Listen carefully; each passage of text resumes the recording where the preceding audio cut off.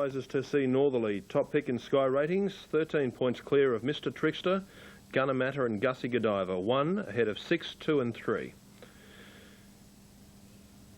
That's the latest check of betting. As you... This is a stepping stone, Brendan, into the Australian Cup, which is coming up on Monday week, and he needs this outing to get him third or fourth out of the line. And Mr. Trickster, ridden for pace, is trying to lead early. Lady Knockout goes with him. Gunner Matter drops in 3 lengths away, third from Lord. Up the side of the track they run now. They're nearing the 800. And Mr. Trickster by just over a length. Lady Knockout second, only 2 lengths to Northerly. Then Gunner Matter on the inside from Gussie Godiva and Lord Ardsley. 6 lengths covered them at the 650. And it's now Mr. Trickster by a length. Lady Knockout second, a length and a half away is Northerly. Payne just pushes him along at this point of the race from Gunner Matter, Gussie Godiva and Lord Ardsley. Mr. Trickster in front coming up towards the turn. About a length and a half in front from Lady Knockout. Payne still working at Northerly as they come around the home turn. He's 3 lengths off the leader, and then Gussie Godiva. Mr. Trickster for home. He kicked away about 2 or 3 lengths now. Northerly, Payne's had to pull the whip on him. Mr. Trickster's running the race of his life. Northerly still 2 lengths away. Are we in for a surprise? Mr. Trickster a length and a half. Payne really anxious on Northerly now. Mr. Trickster about a length in front. Northerly driving late, but he won't get there. Mr. Trickster has beaten Northerly. 3 or 4 lengths away is Gunner Matter, Gussie Godiva, Lord Ardsley and Lady Knockout. It is a knockout. Mr. Trickster, he's tricked them all. He's led all the way. And he has scored the rank upset. Andrew Bensley, Mick Price, it's been an amazing 8 days, but I bet you there's a silence there now. Yes, Mick Price just walked. What have you done, mate? I just apologise to Judy Kersley, I know that much. I don't really know. I suppose Northerly's a funny horse. I don't know. I got no idea. Pace was on. And, you know, well done to Mr. Trickster. He's won, I think, his 5th race from 17 starts or something like that, which is, you know, a big boil over. There's no doubt about that. Bit of a sit and sprint. But I was just worried the way Northerly, I know he's hung all his life, but he tried to actually hang in behind this other horse this time. And he actually, Paddy Payne had to stop riding him halfway down the straight just to straighten him again because he was trying to hang in behind the leader. And he threw the race away, basically. If you see on the head on here, there's Paddy straightening him because he was going to go straight in behind Mr. Trickster. And now he gets him going again. And Paddy, I was surprised he didn't pull the whip in his left hand because he goes to duck in again on the post here, right in behind him again. And I'm worried about that. Well, the defeat hasn't worried bookmakers. Feet hasn't worried bookmakers too much. No. He's still the 7-4 on favourite for the Australian Cup. Fields of Omar, second favourite at the moment, 2-1. It's considered a 2-horse race. What do you think, Ron? Oh, no, he just lost sight of the bunny there, Northerly, I think, and a classic aggressive ride by young Newitt there. He knew he had 9 kilos. He knew he was on a horse sort of backing up and very, very fit. And, you know, it's just physically impossible for Northerly to run that sectional time to run him down. You know, weight stops train. 9 kilos difference there. And them colours again. Mick Price. No, he's having a huge race. Natural Blitz, then we go to Mummify, 1 from 2 and 3, and then number 8. Latest check of betting details looks this way. Let's hear from the rider of Conspectus, Noel Callow. Just coming in for Noel Callow. Conspectus ready, trying to do the double that Don Eduardo completed last year on his way to the AJC Derby. The rider, he knuckled and Childs is over his neck and gone. And I think Greg's okay, but Bohemian Rhapsody is out of action and continuing riderless. And one of the first out was St. Union, Tanamai Prince, Conspectus, driving up underneath them. Gallic 2 lengths to Storm Prince, Mummify on the inside. Jeremiah, no luck, is also travelling 3 deep. He's third last, followed by Glefty and Natural Blitz. Up the side towards the 800 metres, and the leader is Gallic. He's out in front today, leading 3/4 Conspectus now. Then Tanamai Prince deeper out, and St. Union is a neck back 4th. A length and a half further back, Sesame on the inside of Frightening and Tantralite deep, and then 1 further back, Natural Blitz going for a run between horses. Trailed then by Storm Prince, Mummify ridden along on the inside as they come to the corner from Glefty, and Jeremiah is back last. Up towards the turn, and Gallic by 2 to Conspectus. Sesame, Natural Blitz weaving his way through the pack, and he's got up to second. He's in a challenging roll round the home turn, and he's dashed to the lead. Into the straight, Natural Blitz from Gallic trying to rally on the inside. Mummify's weaved through. He's got to third. Sesame and Glefty are running on, but it's Natural Blitz clear. With 150 metres to go, he's a length and a half in front. The riderless horse is causing him a bit of bother. Glefty running up to second with Gallic fighting back, but it's Natural Blitz in front and too good. Natural Blitz by 2 lengths to Lefty. Gallic third, Mummify fourth, and then Frightening Sesame and Jeremiah. Tantralite followed by Conspector Storm Prince, and then Tanamai Prince and Saints Union is last in. Shannon's Classic, it goes the way of the De Heer 3-year-old. So, speaking of De Heer, we had Bollinger win the previous. His way through the field and probably hitting the front on the turn. I was a little bit worried. And then the way his luck's gone, when that riderless horse, he's coming up to that, I thought, gee, it'll be our luck that he'll come right in on top of us and knock us down. Tell you what he was my horse to follow a couple of weeks back, Simon. And I tell you, he's gone on with the job, that horse. He's a very smart 3-year-old. He may not be the absolute best one, but he's very, very smart, and he really spaced them when he got to the front. And that riderless horse wouldn't have helped him one bit. It would have been balking him and worrying him, but he did the job very well. A couple of decent runs in the race behind. Lefty ran on very well, Simon. I thought Gallic stuck to his guns, and Mummify probably looking for more ground. Yeah, it's nice to see you get one right. Mr. Magoo getting value of the tote. Number 6 El Nino at double-figure odds, unders the tote now compared to what they're betting on track. Schwarzier, it's the favourite for the race. 3.30 the tote is a little bit under what they're betting on track. Yell is some value at $4.90. Titanic Jack's there's some value and has been spec'd at double-figure odds. Tycoon Ruler, a little bit of that. Third favourite on track, but still some value the tote if you fancy her at $5.20. La Bella Dame. We have Correct Weight New Zealand and a Chilk. And Schwarzier takes up the inside gate. Great race for 3-year-olds in recent years. And that trend looks like continuing. Out the back with Roman Arts and Schwarzier first out from Innovation Girl. Yell, Mr. Magoo and La Bella Dame as they settle into stride. But Schwarzier uses his pace from the inside to lead. His length fashion. Schwarzier the leader at the 800. Yell second. Innovation Girl the favourites are 1, 2, 3. Next La Bella Dame followed by Mr. Magoo. A length further back in the red blink is Roman Arts from El Nino and then Titanic Jack. Moving up as Tycoon Ruler on the outside as they've slayed the pace through the middle half of the race. A length and a half to a Mission, a Quiver, and Old Fashioned last on the outside. Schwarzier being rated a neck in front. Yell is second. Mr. Magoo is third. Innovation Girl is right behind them waiting for a run, and so is La Bella Dame as they corner. Schwarzier just the leader from Yell. Mr. Magoo. La Bella Dame comes with a run. Innovation Girl right behind them. Schwarzier didn't find much. Yell went straight past him. He shot 2 lengths in front. La Bella Dame, Innovation Girl. The fillies are trying to reach Yell, but he's holding them. In fact, he's coming clear. Yell's by 2.5 in the run home and wins again. Yell first, Innovation Girl second. Roman Arts might have grabbed third from La Bella Dame. Titanic Jack, Schwarzier weakened. Old Fashioned made ground from the tail. Tycoon Ruler, Mr. Magoo, El Nino, a Mission, and a Quiver was last in. It was a pretty good win, Andrew. I'm pretty happy inside, to be honest. Sat on the pace again, similar probably the last time, beating Innovation Girl here. Yeah, exactly. He was cruising, coming the corner, and Innovation Girl was boxed in behind him, so it all it all went to plan again. And really at the 250, just found plenty. Yeah, no, he did. He did a really, really good job, and last 100 metres I thought was super. He really extended and hit the line enormous. Said he's not one of our sort of Lonrose type high class horses, but. I think he's getting to that stage now, though, wouldn't he? He certainly can. Thanks. Won't affect the races. He's like the winning post was only 10 yards in front of him, and that's how he went right to the line. He just really mowed down the ground. All time. He certainly is a good horse. He's having a great preparation, Yell. I thought Schwarzier stopped, but he looks like a pure sprinter, Schwarzier. But Yell, fantastic. The 2 fillies chased him home. They were fair runs without ever look like they would threaten him. What did you think, Simon? I agree, Richie. Geez, it was a funny day there yesterday. Grand Super. She felt sensational. I think she's probably the best filly I've ever ridden, but Yell's just too good for us. He's just a very good horse. Yeah, I knew I didn't have much horse left, so yeah, first one beat. Certainly not the run you want to see before going into $1 million Newmarket, but hopefully it'll rally and come good next week. Yeah, interesting to talk about that. Ron, Yell, you think it might get further than 1400? Oh, gee, the way he hit the line there, I don't think you'd want to back him up in the Newmarket. I didn't look at, he hit the line like a miler to my eye. Looks like a Doncaster horse to me. John Hawkes has all but ruled out the horse backing up next Saturday, and he's got a couple of options, possibly the Group 1 Australia Stakes at Moonee Valley, or he could bring him to Sydney for the Darley Stakes over 1,500 metres in April. Well, there's a few options there. This horse has been well looked after. I think John just travelled him from state to state. He didn't over-race the horse, and by gee, 2 Group 1s, a Group 2 and a Group 3 this prep. Where are the older weight for age horses? I mean, it's just 3-year-old after 3-year-old after 3-year-old in that race. Where are these older weight for age horses? Gone. Yeah.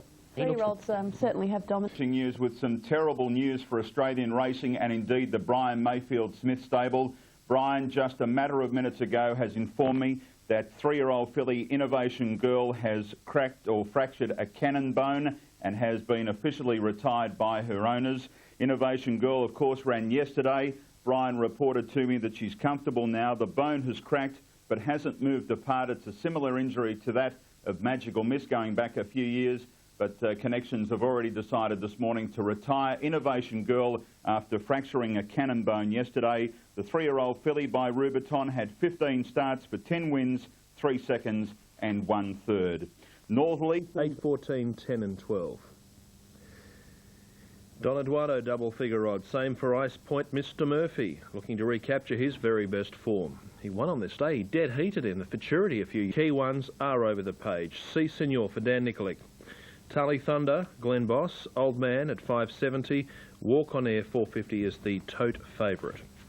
So confirmed all details. In, trained by Fred Kersley. Missed out with North Racing. Old Man jumping okay with Heavy Nova. Mr. Prudent dawdled out of the barriers and settled 4 lengths last. Walk on Air had begun fast and No Deposit jumped quickly from C Senor. They settled footy into stride now. No Deposit is working to the lead over Heavy Nova, Walk on Air and C Senor. Ice Point continued his run, took him to the lead. Almost a length in front of No Deposit, C Senor. A length further back is Mr. Murphy, about 4 wide there. Being closely followed by Walk on Air, Heavy Nova, and next is Grey Song. A length and a half to Old Man, Sand Mason, Concha, the one to Tally Thunder, and then came Mustachel well back on the inside, going towards and past the 600 metre mark now. Time off commencing a run, and then Mr. Prudent and Don Eduardo's last swinging towards the bend now. And the leader is now No Deposit getting through, whereas Ice Point dropped off quickly, and No Deposit's going to corner with a good lead. He's going to swing about 2 to C Senor, and then Walk on Air, and Grey Song is next as they cornered. No Deposit by 2 lengths to C Senor. Walk on Air's coming home, and then Grey Song on the outside, and Time Off is making some ground. 100 to go though, and this is kicked away again. No Deposit by about 3 lengths to Walk on Air and Old Man, but it's No Deposit well cleared. Geez, racing well. No Deposit won it by 3 to Walk on Air. Old Man might have got the third from Conchula, and next in then was Time Off. There's Don Eduardo making some ground wide out, followed by Grey Song, and then came Mustachel, Heavy Nova and C Senor, Tally Thunder, Mr. Prudent, Sand Mason is well back, and Mr. Murphy is second last to go over the line with Ice Point a bad last. Isn't he flying? He's never going to be beaten in the run home. Just stunning, isn't he? The way No Deposit is racing, and Nash for a Willer's mount collects the cash. For the horse, and won the previous race on Forging's Lad, and he'll claim 3 kilos here on Tell Dawn. It'll be very hard to beat. I think number 7, Pachinko, I've never sort of quite made up my mind about her. She always seems to get herself in the betting ring now. The second pick on Tab Limited is 460 about number 6. 270 Hasna, ready to run. They're off this time, and that was a great start. Polar Success away very quickly, headed by the Queenslander Best Northern. Going fast into 3rd position is Legally Bay, and right up there is Solid as 750 and Best Northern. A length and a half Polar Success. Similar margin Legally Bay as they reach the 600, then Solid as a Rock. Spur sent on the inside at Hasner and wider Olympus, and then Hipbull, Memsical, the rails, and Regal County is last. On the corner in the Omni Silver Slipper, and Best Northern straightens up a length and a half clear on Polar Success. The fence taken by Legally Bay. Hasna now hooking to the outside, followed by Solid as a Rock and Spur Sent. They pass the 250. Best Northern taken on by Polar Success. A length and a half to Hasna, and then Spur Sent. Legally Bay trying to weave clear. Hasna after Polar Success. Polar Success and Hasna. Polar Success still in front. Hasna's got to get it. Yep, Hasna got the Silver Slipper from Polar Success. Oh, dreadfully unluckily Legally Bay. By gosh, no luck at all. Followed by Spur Sent, pulling up quickly over on the rails, Best Northern, and the last 5 in, Memsical, Hipbull, Olympus, Regal County, and Solid as a Rock. By gee, I tell you what, Legally Bay was stiff in that. The shade too well. It's 5, the winner, Hasna, the horse that had her. And the track in the Magic Millions on the Gold Coast. It was a nice effort yesterday, and what impressed Chris the most was that she could come back in the field and not have to lead. The impressive effort came, I thought, from Legally Bay, only having its 2nd race start. Couldn't get clear until it was virtually over. Yeah, she had to switch course a few times Legally Bay, and you could probably say she was unlucky. But in Hasner's defence, you know, Legally Bay drew one and got all the breaks and the soft little cosy run off the soft speed. Where Hasner first up, she just got a little length further back than I thought she'd get. But she's a gutsy little genuine thing, and really it goes to show that you had to forgive her for that run in the Magic Millions. Fillies, first four across the line, they seem to have the edge. I can't wait for Rodine to get here. Yeah, it does seem that way. Was disappointing yesterday. He was sent out one. Golden Salgado, 7, 4, 8 and 10 equal third picks. We'll have those first four details for you as soon as we can at Caulfield. Rosehill Gardens, it's Defier and Gordo are the two vying for favouritism ahead of Century Kid. And outside of those, as we market, and double figure odds for all of those on page. As you know, great horses like him, they defy the facts and figures, but certainly the facts and figures are against him. He's got to set a record, weight carrying record to win it.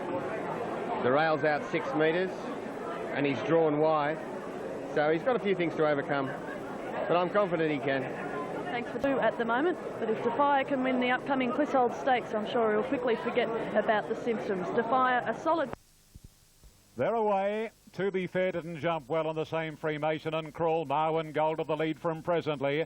Century Kid working around them, followed by Salgado, and then comes Defier. He's reasonably handy today, and then past the 750 they string out. Marwin Gold about 3/4 to a half-length. Century Kid Presently third, then Salgado.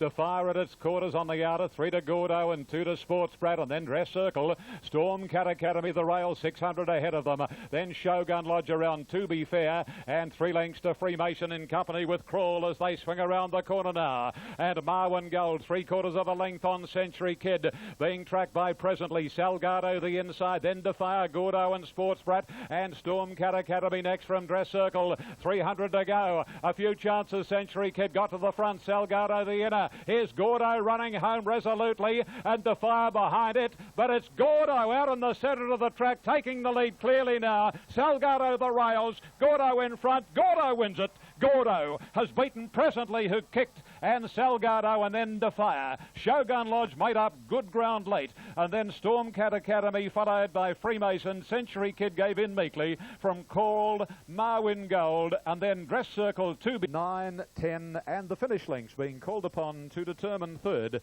after race number 7. Okay, fourth. He's a great fresh horse, Gordo, and he now looks one of the main fancies for the Doncaster Handicap. Still a while off. Shaping is a great contest, that. But Defier, first up yesterday, Ron, with 61 kilos, didn't have any luck, beaten 3/4 of a length into fourth placing, dead heating with Shogun Lodge, whose run was also enormous. Yeah, a few good runs in this race. Well, Gordo will definitely get an extra kilo in the Doncaster after winning that race first up. You'll see here, I think Century Kid may cause this when he first comes out onto Presently, and he'll just... And then Gordo will finish him off. Century Kid's in the got in the squeeze box, didn't he? It's not so bad head on it. It looks worse side on it. You've got to concede that he had 61 kilos, Defier. He lost a bit of momentum, and in the last little bit, he really motored to the line. Look here. Bunched finish normally concerns you, but not with the quality of horse that you're talking about here. I mean, they're top quality horses. If they finish in a bunch, well, it's just a strong race. With an uninterrupted passage, I think he may have made it interesting here, Defier.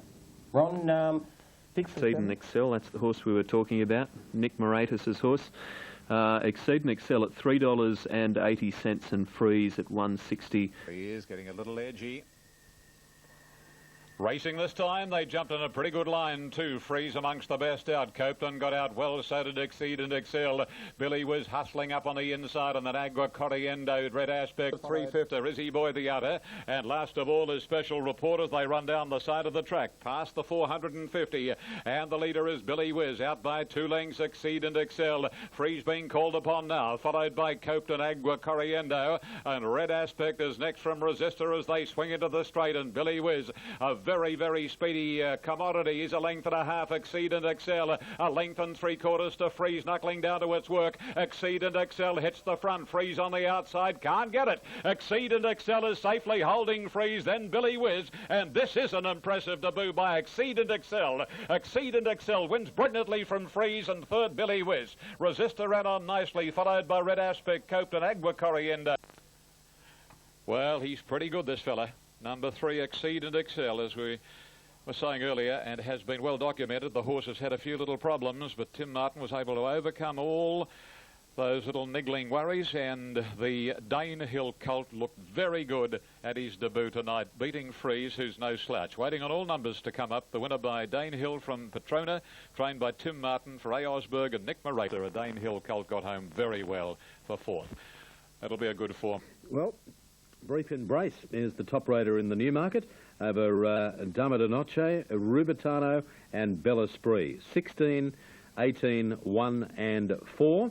As we have a quick look at the market, 6.10 about Rubitano, North Boy 5.50, Choisir, Bella Spree at 9, Lord Essex and Belle de Jour given chances. Let's look further down. 10's about Into the Night, expected to run a heck of a race fresh, and then the rest there are over 20s.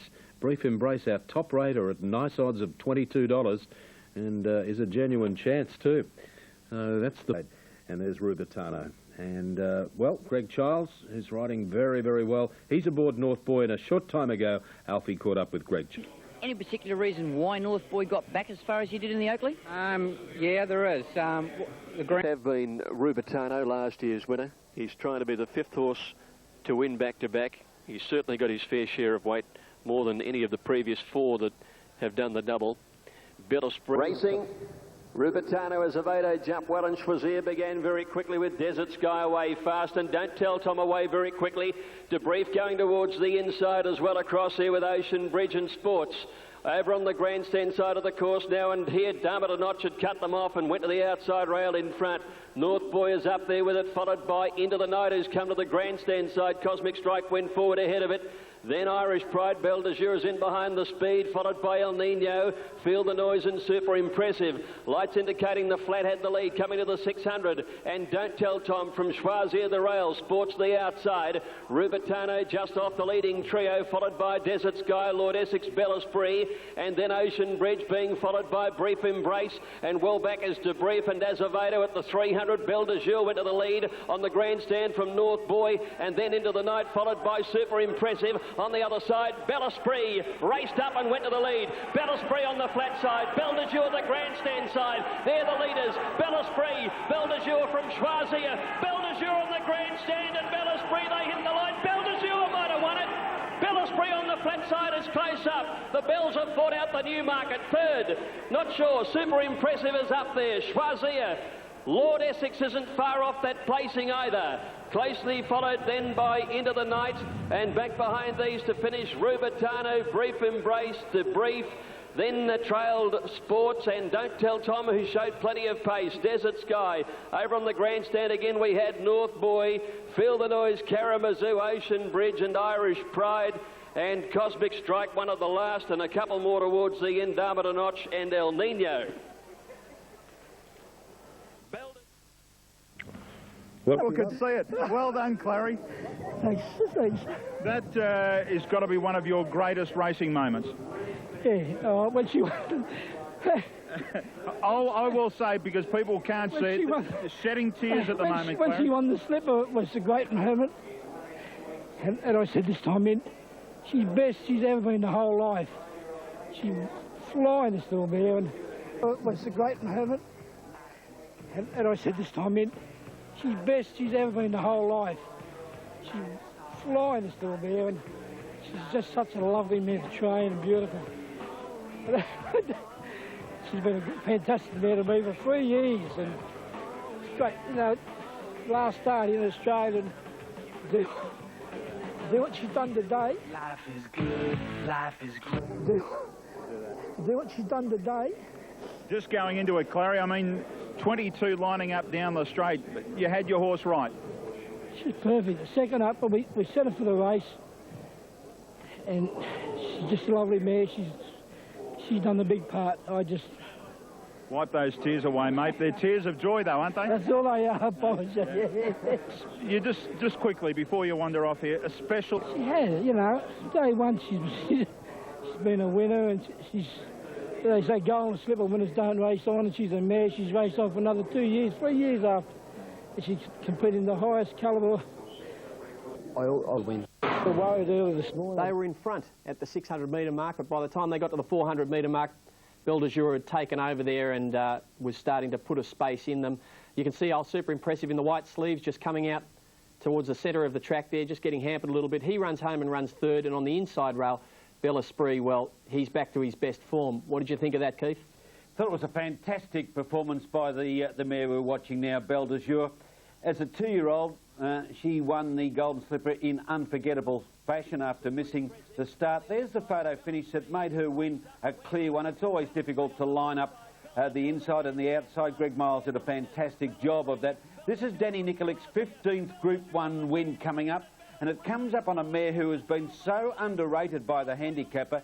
In fact, deprived of a run in Dubai at the end of the month by the handicapper, who had lost all respect for Belle Esprit. Big mistake. She got into the race yesterday with the lightweight, and she proved she hasn't lost much at all, and she's going to France to race in the winter. This morning's news is that Clary Connors is going to try and persuade the owners to have a crack at Singapore in the race won last year, that sprint race won last year by North Boy. All right, we'll talk about that in a moment, and also about the weights as well. A bit of controversy about the weights in the Newmarket. But let's firstly hear from the beaten Oliver. Yeah, back to his best today. He ran a super race, and, you know, the firm track today really helped, and he ran outstanding. I couldn't have been happier with him. To the night, like he was first up in a pretty sharp Group 1 race there, so keep an eye on him. And whatever John Hawke sets Lord Essex for, I don't know what his plan is with him. That was a great run from him as well. Good to see Singo back on the punt yesterday. Yeah, he's come out of betting retirement yesterday to back Belle de Jour at 10-1 on course at Ranvet. He wasn't in Melbourne, unfortunately, to witness that Group 1 winning performance, and he was pretty relieved because he said it saved him a pretty big shout. The reports down here is that Singo relieved the Randwick ring of as much as $600,000. Has that been confirmed? He won't confirm it, but neither will there was a few sick-looking bookies there, I can tell you that much. Harry Barrett led the long faces. Belle Esprit was brave, but that was his 4th Group 1 placing since his unstoppable 2-year-old days, so he's just finding one per race to beat him home. Umaris are the top 100 raters, and then Tarkula at Group 2. And let's have a look at them in the mounting yard. She's due to win lashed here, Alfie, isn't she? Yes, she is overdue for a win. Charles, he won this on a horse called Sunline back in 1999. Did miss it, and Ribe got back there with St Martha. Dexterous, one of the first to bound out and heads Don Teeb's Treasure in the early stages. It's Houdini, Tarkula Diamond, and Umaris is driving forward to go to the lead. As they settle down, Lashed to the inside from Make Me Strong, and then came Lashed. A length and a half further back, Don Teeb's Treasure. She's being followed then by St Martha, Caramel Corn, and then Twin City Girl second last, and 2 to Ribe. Coming to the turn at the 650-metre mark, and Umaris out in front of Tarkula Diamond, it's Houdini. Dexterous on the inside, 4th from Make Me Strong, and then a length to Lash, being followed by St Martha, and then Don Teeb's Treasure, Caramel Corn, Twin City Girl and Ribe. Umaris at the 500, straightened up in front of Tarkula Diamond. Dexterous right behind her stablemate, looking for somewhere to go. Lash weaving through, starting to make some ground, and then it's Houdini and Make Me Strong on the outside. 300 to go. Umaris still had it to Tarkula Diamond. Lash running on. Dexterous can't get to them. Lash is coming with a run. Umaris, Tarkula Diamond. Lash on the outside. Oliver riding confidently. 100 out now. Lash takes the lead. Drew a length away. And home she goes. A well-deserved win. Lash first. Umaris second. Tarkula Diamond third. Ribe from last. And then Dexterous. Back behind these to finish was It's Houdini, Caramel Corn, Twin City Girl, Make Me Strong, St Martha, and Don Teeb's Treasure last in. Well, if ever a filly deserved to win a black type race, it's Lashed, who's been a top 4 finisher at her past 7 starts in black type races, and under a beautiful ride from Damien Oliver, she sat off the pace. Maris and Tarkula Diamond after the running of this year's CUNY at Group 2.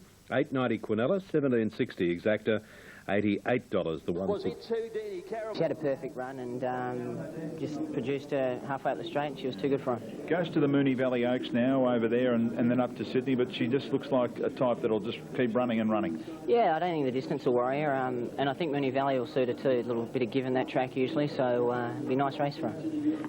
She's a tough filly, Lashed, and does deserve the win. She was well ridden by Damien, drew a good gate, and I think that made a lot of difference. Now, I don't do this as a rule. You know I don't wrap our own horses, the Freedman horses, but I'm saying Ribe back there in the stripes was a good thing beaten in this race.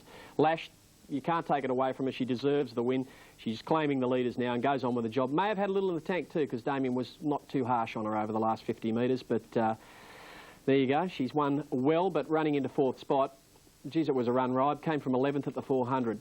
Just missed the run on the inside because Dexterous. I'll tell you now, my horse to follow. Okay. Ron, anything to add? No, good filly, the winner. She deserved that win. Ribe just looks like she wants further. Simple as that. Corral Boy, Clangalang and Republic Glass make up the ratings here. 1, 3, 8 and 6. At Lonhro, he was beaten second up last time by Defier, of course. Last time in. Curata Storm's more of a stayer. This race is over the 1400, Group 2, and $150,000. Right, now, time, great start. Immediately, Curator Storm out the back with Clangalang. Good battle for the lead. Corral Boy and Bedouin going with Huberg, and on the inside, Matter Hill. Length and a half to Lonhro. It's been run to suit him early on Lonhro's. Working their way down past the 700 marker, and Matter Hill pulls clear now, 3/4 of a length on Bedouin, a length and a half to Huberg inside of Corral Boy, a couple to Lonhro who settled well.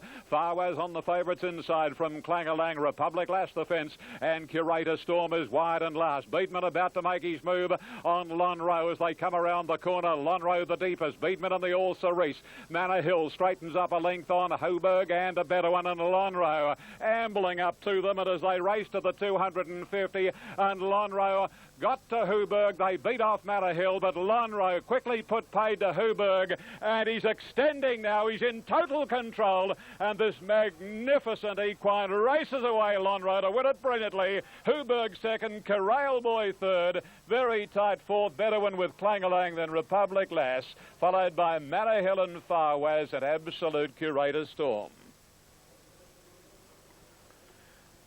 He's an excitement machine. Till fourth, 1, 7, 3 and 8, and the totes are... The way the race worked out, and he was just able to posse up into a good position, and no horses sort of on his outside, and I could get out when I wanted to, and just different circumstances presented itself today, and he was just able to really enjoy the gallop and get a great deal of confidence out of it. Lonhro will try and emulate the feats of his father Octagonal by winning the Chipping Norton Stakes this Saturday at Warwick Farm. It's going to be a fantastic contest. That's now 15 wins from 21 starts for the brilliant Lonhro, and he's earned prize money nearing $2.5 million now. Yeah, I think he's come back better. I think he's come back much better. This horse is just so developed now and mature, and them 2 wins this preparation have been absolutely outstanding. Soft win here. I've never seen a horse with an attitude like this. He's just so focused. He doesn't put a foot out of place walking around in the yard. Nothing phases him. I couldn't believe how he cruised up to them under a hole. I mean, they're good horses. And he just worked up outside the leader, still on the bridle. Such an interesting horse. Taking the money and well done to them, all connected with that horse. And well, the jockey of the whole last few weeks, D. Nicolai, takes the big race today, Chris. All right, Andrew, yeah, it's understandable how Clary could be that emotional. She has been a marvellous mare. Chris, and this is a most interesting race. It's been a terrific betting affair. Mid-race, they plonked for Hellenus, but in the last couple of minutes, they've gone crunch for Shower of Roses, and Shower of Roses is now headed to Hellenus as far as the on-track betting is concerned. So...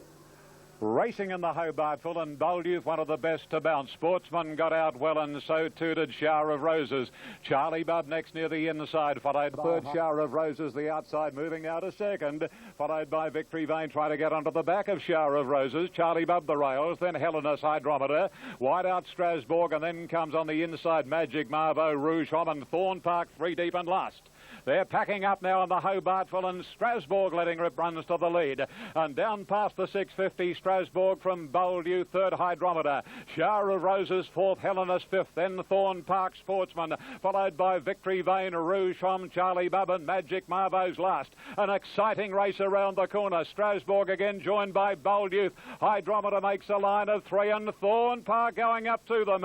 Hellenus and Shower of Roses in need of a run, and then Rouge Homme. They come to the 2 200. Hydrometer the leader. Thorn Park out after it. Shower of Roses battles on, then Helenas. But Thorn Park hits the front. This is the real Thorn Park today. He's 2 Hydrometer, and Thorn Park wins the Hobart Full brilliantly. Hydrometer second, Shower of Roses third, fourth Helenas, then Sportsman, followed by Charlie Bub, Strasbourg, Victory Vane, Magic Marvo, Rouge Homme, and Bold Youth was last.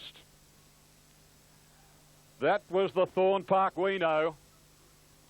Second and third, 122.46. He smashed Lonro's record established here 12 months ago at 123.58. 122.46. The sectionals 35.78, and the last 600 35.48. The race really played into my hands, really. Drew an ordinary gate, drew 11. I just rode him quiet, rode him confidently, and rode him into the race to get home. And a lot of the horses are up front, and they were taken off a bit early, and I'm thinking, keep going, boys, because it just suited me good, and I was just able to amble up, and the horse likewise gained a lot of confidence out of today, and he just felt a completely different horse balance-wise and on the right leg, and really let down well. The horse's trainer, Bob Thompson, was the most relieved man at Randwick yesterday after Thorn Park's devastating win in Hobartville, and the phone didn't stop ringing shortly after the race either. I think one RS Dye's pretty keen to ride him in the Doncaster, where he's got to carry 50 kilos. Doesn't miss an opportunity, Shane. You know, he doesn't. He'll be on the phone straight away. Yeah, very authoritative win. May have been a little flattered. I'm wrapped in Shower of Roses' run here. She just lost the plot when them two took off around them. Inexperienced totally. She was thrown in the deep end yesterday. Yeah. Back in distance, she pulled early and then they took off and she didn't know what hit her. I think she's a real prospect. Just got to learn to settle a little better. But what about this track? I mean, both horses we've now seen in the last 2 races won impressively, both in the same spot on the track, right out in the centre of the track. And they weren't the only ones. Was that the fast lane? It was. But at the same time, they're the best horses coming down there in the last 2 races. But it happened most of the day, that was the place to be. 2 or 3 off the fence. Right on the fence was no good. Let's talk about Helenas and his performance yesterday, which was a little disappointing. He was sent out almost equal favourite in the end, and he trialled very well in Sydney leading up to yesterday's outing. He hadn't won first up in the past, but his attitude left a bit to be desired. He wasn't focused from the minute he hit the saddling enclosure. I think he's got plenty of improvement up the sleeve, Helenas. He looked above himself to me, but 2001, and the last horse that won the size produce and then went on to win the Golden Slipper was Canny Lad back in 1990. Now, for Jayco Caravans, let's join Greg Miles at Flemington. First of the 2 big Group 1 races on the day. Here's Hammer Beam and the Oil Cerise about to come in, and does have a pull in the weights on Subscribe for their meeting in the Veuve Clicquot. And King's Choir a little slow on the inside. Winestock flew out of the gates and landed narrowly in front. Subscribe's going to settle midfield, perhaps a touch worse. Missed White and Yukon King between horses. A length further back is Dress Code, Subscribe, Delzeo and Lanquin in a bunch, and last is Fresh Boy by the 800 now, and Snip Attack the leader. Up towards the bend, a length and a half in front of Cross Current. Mr. Ubiquitous, a length and a half then to Cavalier Approach, fourth the outside of Winestock, and next is Hammer Beam as they cornered. Delzeo pulls out wide round the outside. Lanquin comes deeper. Superior Satine in the yellow colours just ahead of these. Let's see Subscribe now. He's got to the outside. He's one away from the extreme outside. Spots the leader about 8 lengths. And it's Snip Attack against the rails in front of Cross Current coming after it. Winestock eases over their heels and he's coming home very strongly. Fresh Boy has come from last. He's coming with a run. And Subscriber's very wide but too far back. Winestock hit the lead at the 100-metre mark. Fresh Boy's after him, followed by Cross Current. Winestock is clear under the whip though. And the Iron 2-year-old Winestock is first. Fresh Boy second. Hammerbeam might have grabbed third, I'd say, in front of Cross Current, and behind these Subscribe, and they were followed then by Cavalier Approach, Snip Attack, and then Mr. Ubiquitous. Thank you very much. I was elated actually. You were when the horse got to the lead, but just take us back. There was a bit of pace early. The horse got back on the inside and just wanted to throw its head around. He did a bit early. I think the fact that he's probably led or shared the lead the last couple, he just took a little while to settle. I think he thinks that's what he's got to do, but 1,000. So he's been pretty, he's bloody cheap now. And what's this? Yeah, no, it's just a wonderful thrill, you know. I've never won a Group 1. I've been placed in a couple, but huge thrill. And with Brett Preble too, a youngster that you taught years ago. Yeah, Bretty started with me when he was 14, so it was great.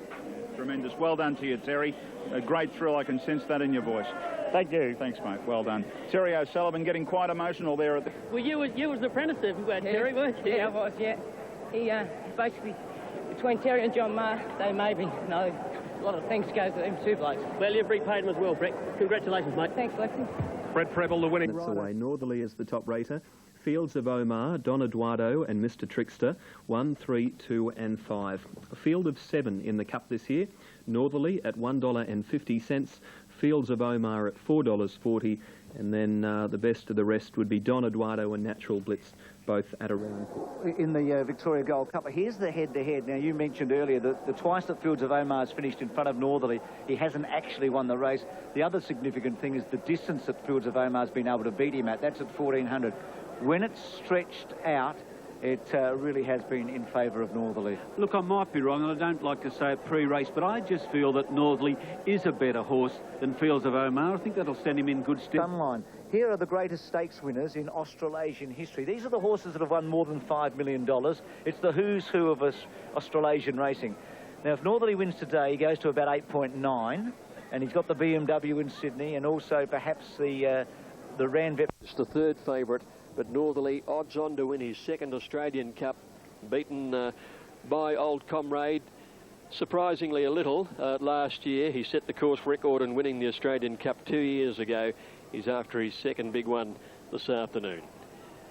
A good start with Distinctly Secret soon after the jump out the back, and Mr Trickster first out. Northerly's going with him early. Oscar Eric settling down third, and then Fields of Omar, Don Eduardo, Distinctly Secret. About a neck at the 900. Northerly dictating the terms now. A neck clear. Don Eduardo second. Mr Trickster third. Fields of Omar. He'll wait for the last sweeping run. He's fourth within 4 of the leader. Followed by Distinctly Secret, Oscar Eric, and Natural Blitzers last as they come to the corner now. Payne is quickening up a little on Northerly. Coming around the turn, he leads about a neck to Don Eduardo. Mr Trickster, Fields of Omar the outside, and then Distinctly Secret, Natural Blitz and Oscar Eric into the straight now, and Northerly leads by about a length and a half. Payne's really urging him along. Don Eduardo staying with him. They've got away to Mr Trickster, and then about 4 lengths further back is Fields of Omar at the 300 metres, and Northerly out by a length and a half. Don Eduardo running a great race, and then Natural Blitz. Fields of Omar can't go on, but Northerly shot away. The champion from West Australia, racing 4 lengths in front from Natural Blitz, but it's the Fighting Tiger, the West Australian wonder.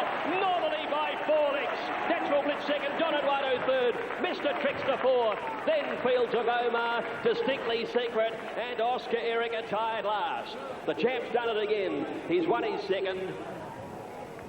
On the turn, and the leader is Northerly, a half length in front of Don Eduardo, given a crack with a whip. 2 lengths further back, then Fields of Omar from Mr Trickster, and Distinctly Secret coming down the centre, but Northerly at the 350-metre mark by a length to Don Eduardo. 4 lengths further back, Fields of Omar ducking in from Mr Trickster. Natural Blitz, it's Northerly at the 200. Don Eduardo, the only challenger.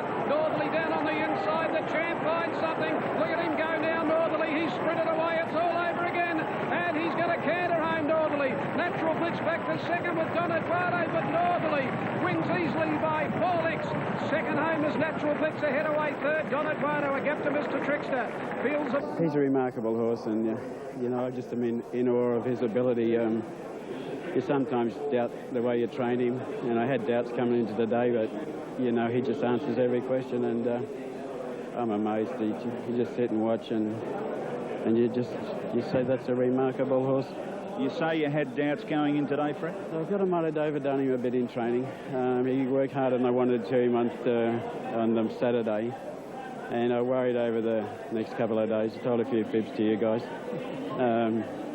But again, this horse he asked for more, and he comes back, and that was a super impressive run. Bit of pace on early, dictated it probably from the 1,000. Yeah, well ridden. Paddy rode him well. I thought all the other riders gave him every chance. I thought Don Eduardo might have put a bit too much pressure on, but he didn't. In the end, he answered every challenge. The next challenge, Sydney. Leave this week? Yeah, we'll go to Sydney.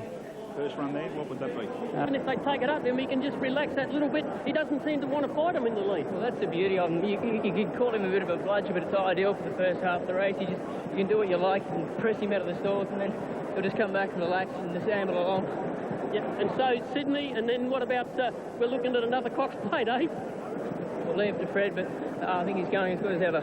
Isn't the horse in magnificent? Rocky Paddy Payne, he's on a wonderful horse. There's a good argument to say that this is just about the best horse we've seen since Kingston Town. We've had some beauties and some great ones, and it's an argument we don't need to go to today, but 13 starts in Group 1 races for 9 wins and 2 placings.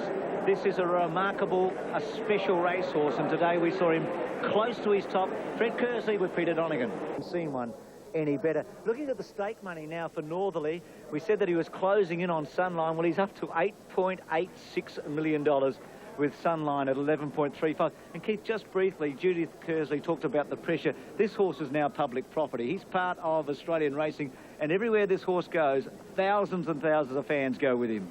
Well, Fields of Omar track go on, but Northerly shot away. The champion from West Australia, racing 4 lengths in front from Natural Blitz, but it's the Fighting Tiger, the West Australian wonder. Northerly by 4 lengths. Natural Blitz second, Don Eduardo third, Mr. Trickster fourth. Well, the champion there in an absolute class of his own. He had his own way in front, and when the pedal went to the metal, away he went. 1 by 4. Don Eduardo battled on well. He probably would have run a clear second if he hadn't had to make 2 runs in the race. It was just the way the race panned out. And Natural Blitz, he split them, and he's a very good 3-year-old Natural Blitz, and he's going to go on and be very competitive in the 3-year-old race in Sydney for sure. I think we're watching the best horse in Australia here, Northie. That was his most emphatic win, that Australian Cup win. He goes to Sydney tomorrow, and a word of warning from the trainer, Fred Kersley. He said he has improved since the Australian Cup. So you are going to see a superstar in Sydney in Northerly. And Fields of Omar failed in the Australian Cup. A few injury problems with him. He's not as bad as first thought now, and he will still head to Sydney for a Doncaster mission. They thought it was his troublesome suspensory ligament, but it wasn't. It was a hoof problem, and it could be fixed and will be fixed, so they're quite confident that he'll go on and do the job. He's got an amazing character, Northerly. Like you see there, normally when he gets on the outside of horses, he wants to roll in and eyeball and put them on the fence. When he was on the fence and dictating, he wanted to run out and join the horse on his outside. Like he's just such a competitor. He just wants a street fight all the time.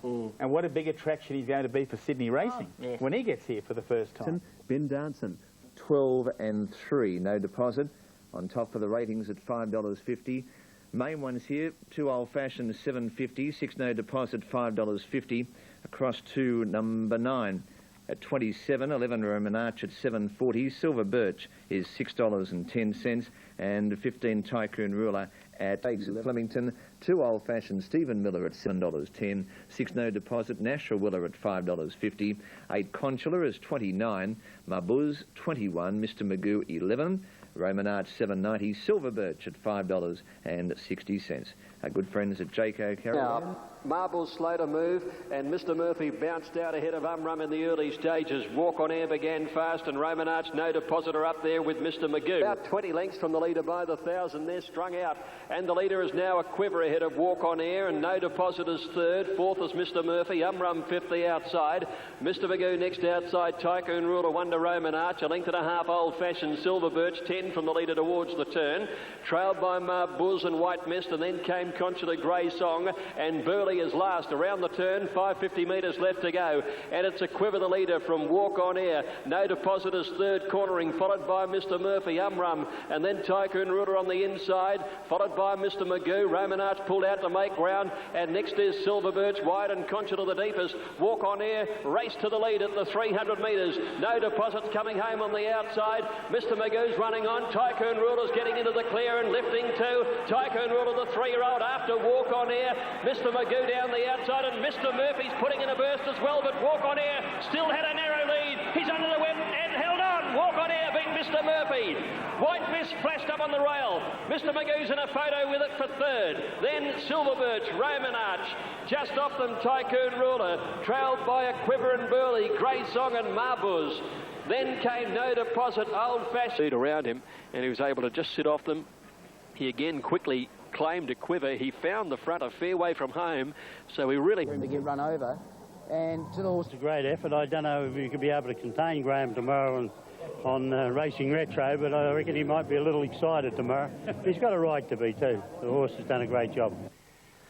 Yeah. You were excited, Graham. You still are. Oh, I calm down now. I wish he'd stopped over the last 20 metres and run second.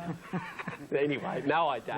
You're going to get beaten by your mates. And be gracious in defeat. Oh, yes. Graham, he ran a very good time in that race. Yeah, he did. Well, the idea was this time to get him out and set, be very aggressive, as Danny did. I mean, when you're hot, you're hot. And he's just riding so well, as we know, Danny. And he just went out there and he took him to the front. And I thought about 3 or 4 times in the straight, oh, he's going to run about 5th or 6th. But he just keeps fighting. He just keeps fighting, Joe. And, yeah, it was a wonderful thrill, I've got to be honest. How is he bred? Well, he's by air. We own the mother. She's a Zabeel mare, Ride the Wind. And we had that as before Zabeel became as famous as he did, so we kept her and we bred. This is the first from Ride the Wind. Did he force the second horse off the track a little bit there on the? I'll go away. On the head 24 hours old. And surprised there was no protest. It was. You're probably looking to ride a race to run second in that respect against Longrow, but he's the quality runner of the race for sure. Snowland loves racing at Warwick Farm, and he does look very well suited today. The main concern though is the wide barrier. Yeah, I'm not too concerned about the barrier. You've only got a straight run to the first. Jump quickly, and the same for Swinging Babe. And Solid as a Rock flew out, so too did Billy Whiz Olympus, showing plenty of speed. Not far away is Dorky, and then Regrowth and Secret Land making ground now. Swinging Babe is back on the inside as I speak from the yellow and Timberina. 800 to go, and here Dorky, showing a lot of speed, is going up to have a shot at Billy Whiz. Olympus tracks them third, then Regrowth, Swinging Babe, followed by Secret Land, a length and a half near yellow inside.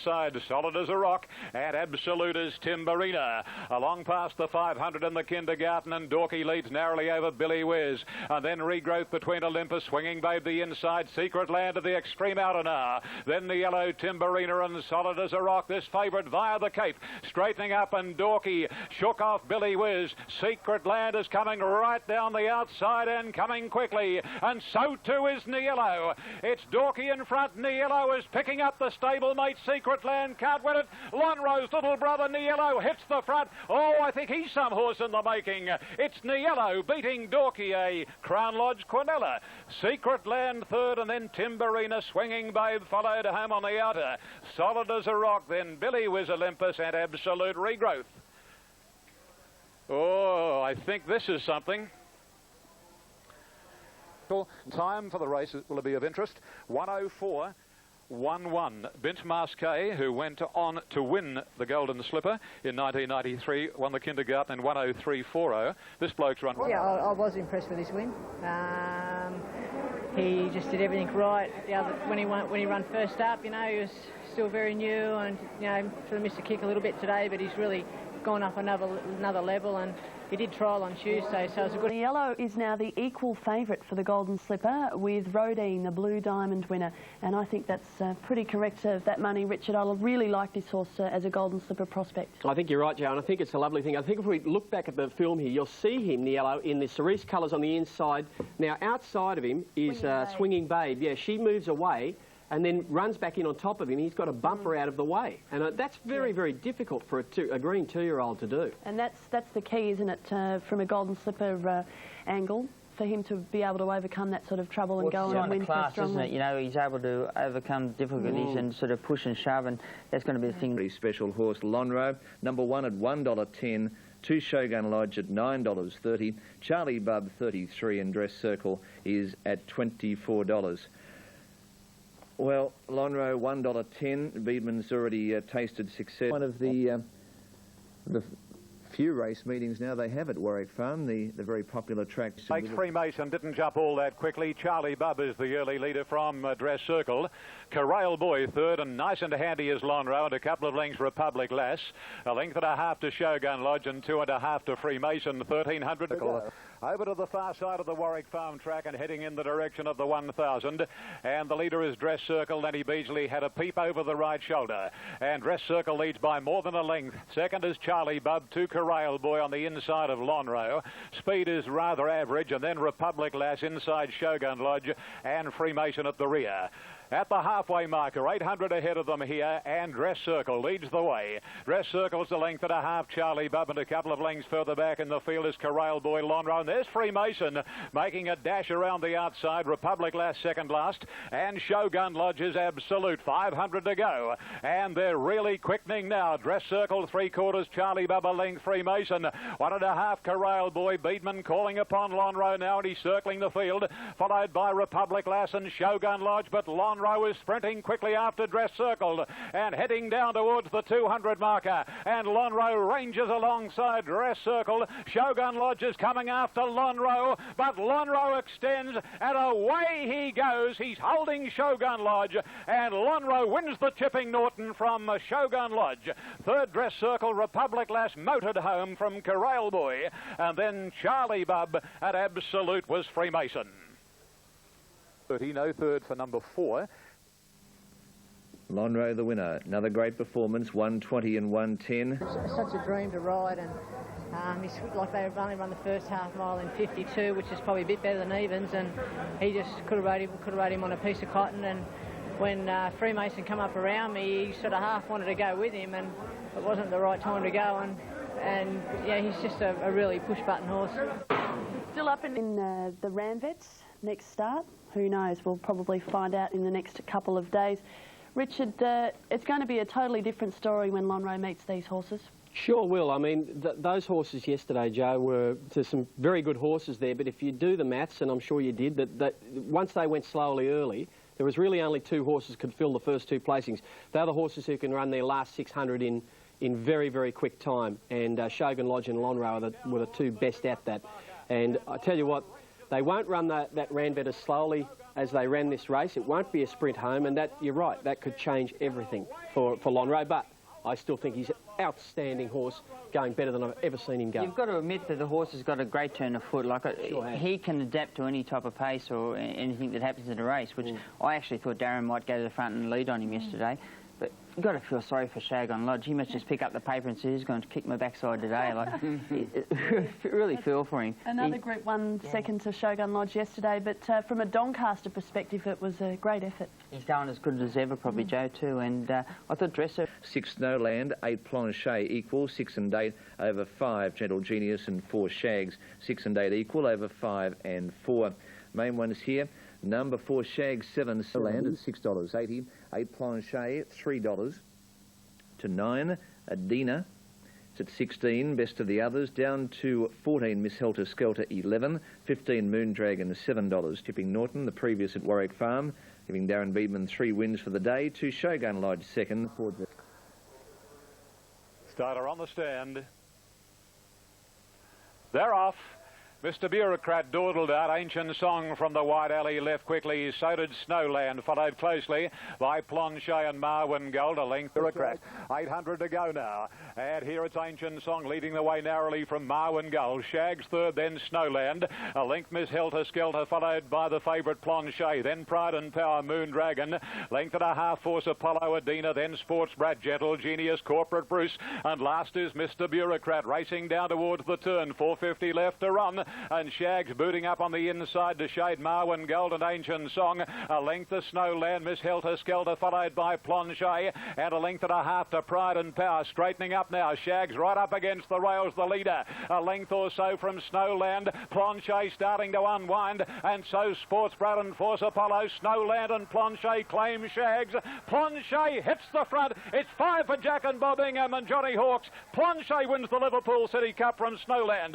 Moondragon flew. Then Sports Brat, followed by Force Apollo, Shags, Corporate Bruce and Ancient Song. Mr. Bureaucrat followed home by Adina, Marwin Gold, Gentle Genius and Pride and Power. Last to complete the course, Planchet. Well, what a season. 5 for the day.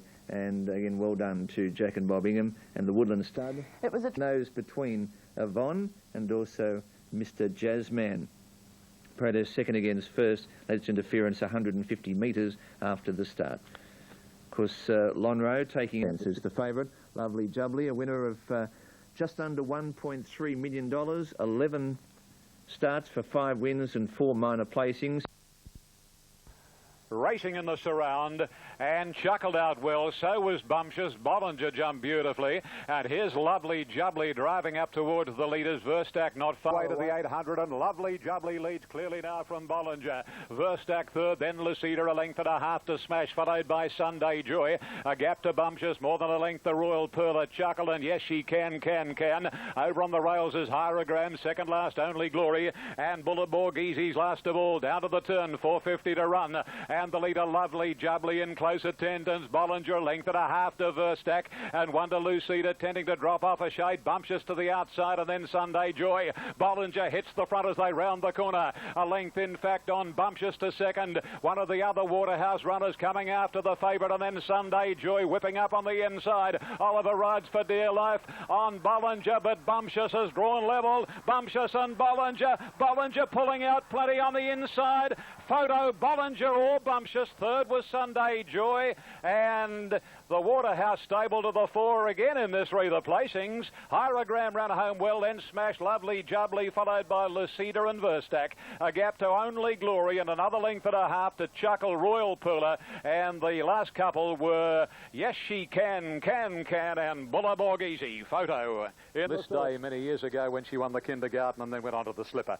So it's 9, 7, 8, and number 5, the official fourth, and that was Hierogram. The beautifully bred Bollinger. She's a filly that's had some soundness problems throughout her career. That was only her 5th race start yesterday, and a very good effort to win.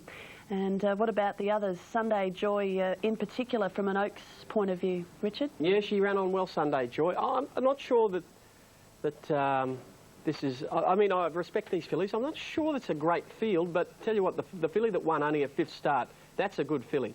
She really did it tough and had to do all the hard work over the last 200 metres and managed to hold off the stablemate just in a driving finish there. But she, I'm impressed with, the winner. I think she can go on and really do something. The rest I'm not sure about. Just have to wait and see, I guess. About here where I thought Bollinger was going to win it. Yeah, I thought there was one just behind the place getters, Hierogram, maybe looking towards an Oaks prospect or something. It ran 4th and it was a nice little run. They were very... Mr. Clark, the 3-year-olds are going around. Intriguing race this over the mile, Alf Matthews. Yeah, look, this is a fantastic race. Looks 100% rock hard fit. Number 3, Cool As. 2 runs back this time have both been, in my opinion, very good. Now that it's into his weight bracket. And Patrick, a previous winner. Racing now. Banknote jumping well on the inside. Regicide pinged out of the stalls very quickly. Frightening was away well, and also Conspectus going up with Tycoon Ruler. Titanic Jack is in behind the pace as they settle down, and Sailor Reeva's drifting back, and Lord Volksrad last. Regicide had the lead by Conspectus, 2 converged. Titanic Jack. Wildheart flushed out 3 wide round the 800 turn, followed then by All of Me, Cool As, Lord Volksrad, and now Sailor Reeva's last of all. 700 left now as they come up the side of the course. Regicide from Tycoon Ruler, frightening third outside Storm Prince. Wildheart let loose with a quick run.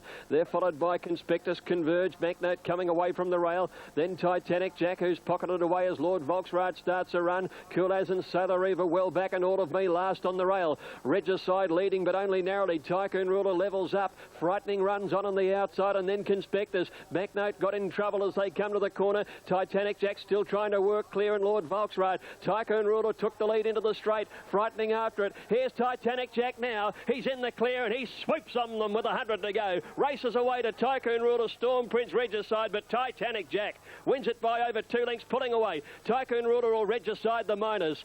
Trailed in by Frightening, who held on well, then Conspectus. Storm Prince trailed further back then by Converge, Banknote, and then came Sailor Reeve, Lord Volksrad, followed by Cool As, never came into it.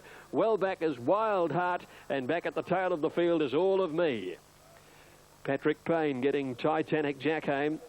Patrick won on this horse 3 Draft Australia Stakes, scratching Super Elegant. The main race today at 3:10. And the son of Encosta de Lago passes the $500,000 mark in career earnings. 400. Yeah, he didn't have the best runs in the race. Before the corner he got chopped out of it, but he was always travelling like a winner. He just needed a clear passage, and he was able to get it, and he sprinted very quickly when he got it. You know what, I was impressed with him, but you have to be at Moonee Valley. He does love Moonee Valley. Titanic Jack, Paddy Payne weaved his way through there. Really, he was the best colt in the field for those conditions, Simon.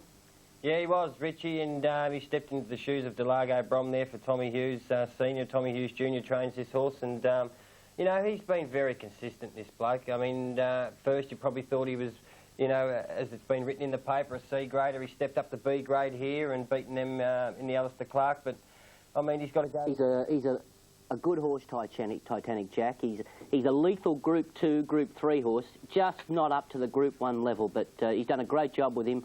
And, you know, a very good horse at Moonee Valley, as Richard says. But I think he's just... 14.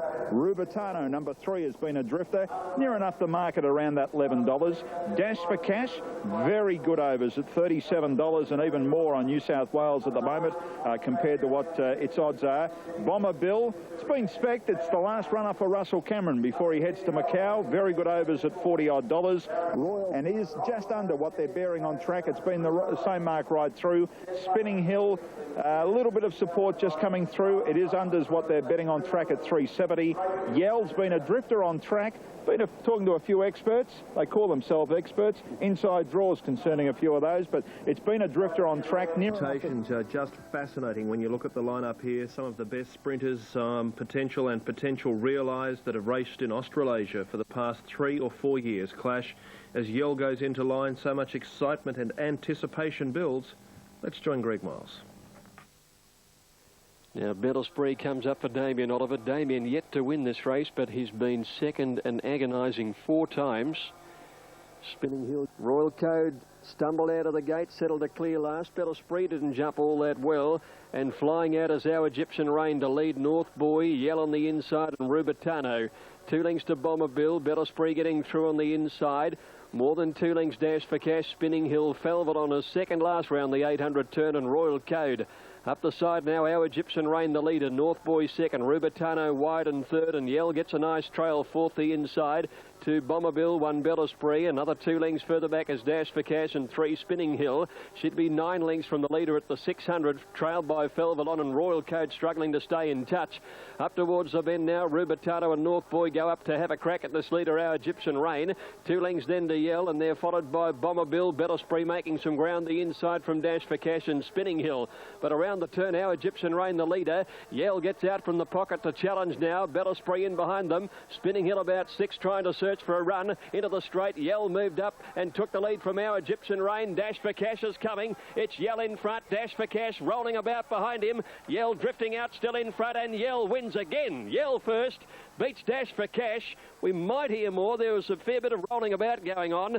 Third, maybe Spinning Hill, who flew home with Felvalon, and on the inside, our Egyptian Rain. Next, Royal Code. Battle Spree didn't go on. Weakening North Boy, followed by Bomber Bill, and Rubitano has run last. This horse just keeps on winning. Number 10. Noel Kelly will have a good long hard look at the steward's video, and we'll probably be hearing more after the running of the race, because they were both shifting ground. Races, and here he is, last 2 wins, Group 1 events. Well, in the spring he couldn't get near Battle Spree. Battle Spree, you know, beat him a couple of times convincingly, and you know, just this autumn the horse has turned around. Has he got a couple of runs left in him for... Quite happy with the tempo they were going hard, sort of broke up the field a little bit, and I basically could have come out any time of the race, but I sort of just half-carded to the service, bided my time, and sort of left my options open whether I'd come out or go in. Once the clear horse did kick on the turn, the leader, it just gave me the perfect option, you know, to go forward on the fence and come out around it. Very, very professional racehorse. He's won Group 1 races 3 in a row now, I think. Last 3 starts. Last 3 starts, yeah, he's won them. And I tell you, he couldn't have been more impressive. He had the good run behind, but he did race away very well there. Look, I thought Dash for Cash was unlucky. If he'd gone straight, he could have protested and would have got a protest. And I'll tell you what, if he just doesn't duck in here, I would have protested. It doesn't cost anything to protest. Yell came out a long way. Spinning Hill did a good job to run third. There were a few disappointments in the race, though. You have to say that Battle Spree, Rubitano and North Boy were very disappointing. Here's Yell just grabbing the leader, Egyptian Rain, who went very, very quick and battled on quite well. And he starts to hang out here under pressure. And he really does get in Dash for Cash's road, just balks him a little bit. But they don't make contact. Yep. They would have never got a protest under those circumstances, but hey, I'd have had a go anyway. Yep. What do you think, Ross? What do you think, Simon? White Mist and Kayano ahead of Tickle My and Bean Dancing. 10, 12, 1 and 9. This is the Sunline Stakes for mares and fillies. Group 2 is the status. Fancy Her. We go down to White Mist as the fancy ahead of Bin Dancing. Mist who's continued to drift out. They both get back kind of horses, and it's an on-paces playground here today. Jumped pretty well. Raven's Pell was first out from the stablemate Good Thing, and Bin Danson's jumped well on the inside. Russian Caravan and Kayana, who's been well tried, are going forward. Settling now, and 1,300 to go. It's Bin Danson narrowly. Russian Caravan moving up. Flashbash after racing wide's gone up and headed them all, and Russian Caravan is up there in second placing, followed a length away by Kayano. Next Good Thing outside Gold Lottie, 3 for Lorna, Raven's Pell, and then Tickle My about 3 or 4 lengths away as White Mist, giving them a long start round the 800 turn. Behind her is Shelley's Magic on the inside, and Balonic up the side. Flashbash having done some work as testing Bin Danson. Kayano's getting a beautiful trail into the race, third outside Russian Caravan. Good Thing with Forlorna making ground round the outside, followed by Tickle My. She's starting to really work home. White Mist is getting to the outside of Raven's Pell, and then Gold Lottie at the turn. Bin Dance on the inside. Flashbash, Kayano joining in, and then Good Thing, Russian Caravan. White Mist right around the outside of Forlorna, and Tickle My is taking runs through the field. Kayano up level with the leaders around the home turn. Tickle My and White Mist are coming down the outside, and Bin Danson fighting back. Tickle My getting to Kayano, and then White Mist. It's now Tickle My taking the lead, and she draws away, and it's Tickle My going on to win it from Kayano. White Mist third, then Russian Caravan, Raven's Pell, Bin Danson. A break then to Good Thing, Flashbash for Lorna, trailed by Gold Lottie, Balonic and Shelley's Magic. Last in. It's a third start in the race. She was a runner-up in it last year, Tickle My, and she's come from midfield. She really was working to the race. Russian Caravan. And fifth was number 6, Raven's Pell. Tickle My, too good. Tickle My, too good though. 11 victories, 10 placings in 47 outings. Perugino, 6-year-old mare, a strong winner. Full bank of totes then. Once again, a horse that absolutely loves Moonee Valley. Reserved some of her best performances for there, and got back, weaved away through, and just pounced on them in the last 50 metres. Just too strong, Simon. Yeah, she was, Richard. Fantastic mare. This 6 years of age now. Bruce Purcell trains this horse. Does a wonderful job with mares. Von Ann, Chow Baby, good performance. And ran well. You know, clocking up the group placings. Yeah. But Bruce said, we've got a bit of time to think about it. I don't think he's got much time at all. I'd be getting on her on the float tomorrow and bringing her to Sydney for the Coolmore Classic, because she's a very, very good mare. Yeah. You're worried, are you, Ronnie? Umaris equal top rate ahead of Thurman, and then Tarcoola Diamond 1 and 3 ahead of 4 and 2. That's the Moonee Valley Oaks. Lashed is all of the rage for Damien Oliver. Umaris at $9.70. That is the value of the 2 equal top. Make Me Strong at $49. Including Kensington Palace, who dead heated one year. Gypsy Finger. Racing in the Oaks, and she just dwelt a little bit dead lashed, and Umara's first to bound out of the stalls and away quickly in the early stages as Make Me Strong over on the outside with Tarcoola Diamond. Miss Belair just off them, and Tagger pushing through on the rails. Lashed is nearly last on the fence, 1,000 metres, a length and a half clear. Make Me Strong second, Tagger third. 2 lengths further back in the field is Tarcoola Diamond, being followed then by Miss Belair. A length and a quarter at Houdini, 1 to ride, 3/4 to Thurman. Then Umaris is the leader. Make Me Strong is second, 800 left to go. 2 lengths away in third, Tagger, followed by Miss Belair on the inside, and then Tarcoola Diamond with It's Houdini now pulling out 3 deep to make a run, followed by Rive, and now Lashed is starting to work into it, although Oliver's working on her. Chambray and Moore is next. Thurman is hard ridden, not responding at this point, and Gypsy Fingers. Umaris had it with Make Me Strong coming at her as they come towards the home turn. Miss Belair is running up behind them, but into a pocket as Lashed comes round the outside, and Tarcoola Diamond's working into it. Lashed with a big run goes up to Make Me Strong and Umaris, and she takes the lead. Here's Ribe in the clear. Lashed is the leader. Ribe coming after her. Lashed in front. Ribe pegs her back at every stride. Lashed tackled by Ribe, and Ribe, the Moonee Valley specialist. Ribe wins it from Lashed. Thurman got going again and flew home for third. They're followed by Make Me Strong, Miss Belair, Tagger and Umaris, the 4 of them in a line. Well clear then to Tarcoola Diamond. It's Ribe with the experience at Moonee Valley, a telling factor, has come with a strong run to win. I think if he can just go on with it today, we might be able to go to town with him. I expect him to be pretty hard to beat. Track, and Danny was extremely confident. He said he didn't think she'd get beaten, so it's great to win it. Yeah, certainly is great to win it. If we go back to the beginning of that little grab we have of that race, you'll see Ribe stuck in behind, and she's in the black sleeves with the gold and red stripes, and she's really had to check off the heels of horses there. And well, Damien Oliver had ridden a perfect tactical race. He got up outside to put her in a spot, but Danny Nikolic just cleared the heels of those horses, and Ribe, who does love the track, got home a bit too strong for Lashed, who I think is better at a mile. I really do. I think she just runs out the 2,000 metres. The 2,040 was 40 metres too far. She can stay that winner. Is she just a Moonee Valley specialist, or is she better than that? She should have won the CUNY at Flemington. I thought she should have won the CUNY. She was unlucky, and I tipped her to go on and win, and she's done the job. I like the way she attacked the line there. She'll stay all day. She's coming to Sydney on Wednesday. Richie, she had a lot of problems when she was younger, did she? She's got muscle enzyme problems, which is an ongoing management thing that Lee's been back. Well, I've got to say, how many horses do you see over that journey at Moonee Valley get checked at the 400 or inside the 400, pick himself up and hit the line like that? I reckon she's top class. Lashed? 4 from 3 and 11, then number 5. Well, Exceed and Excel, as you can see, with the White Alley is the ruling pick ahead of Handsome Ransom and Star Touched by God, Chris Muntz at $4.50. Gay Waterhouse, the trainer, that one toed. Syrinx at $7.90 rounds out the top 4 in bed. Sing in the back open, and Handsome Ramson down on the inside got away well, and getting out very quickly too was Touched by God, who's showing good speed when they hit the ground. In behind those then came flying down on the inside Gilded Youth, and the next one was Royal Flight, then Exceed and Excel going up into 3rd place. Further back behind that, the turn, Handsome Ramson the leader, a length in front of Touched by God. Exceed and Excel is moving around the outside, running on, followed by Royal Flight.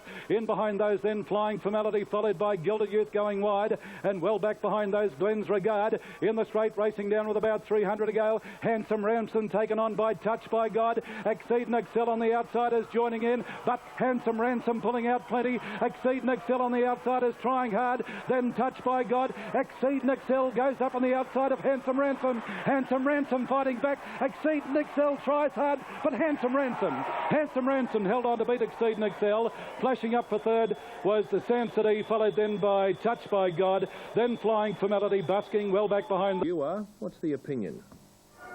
Look very nice these Sydney. Yeah, good effort. He kept running this horse. I thought Exceed and Excel's run was excellent considering the circumstances. They were going quick. It was 3 and 4 deep, no cover, and he didn't shirk his task at all. What did you make of him, Richard? I liked him. I think he's the one that there is some real improvement. I'm not sure about the class of the race, but he did a great job to finish 2nd. Don't take anything away from the winner. Good professional racehorse, did everything right. But Exceed and Excel probably gave him 3 or 4 lengths, given the difference in the 2 runs. Richie, just there, watch him change strides. See, just there?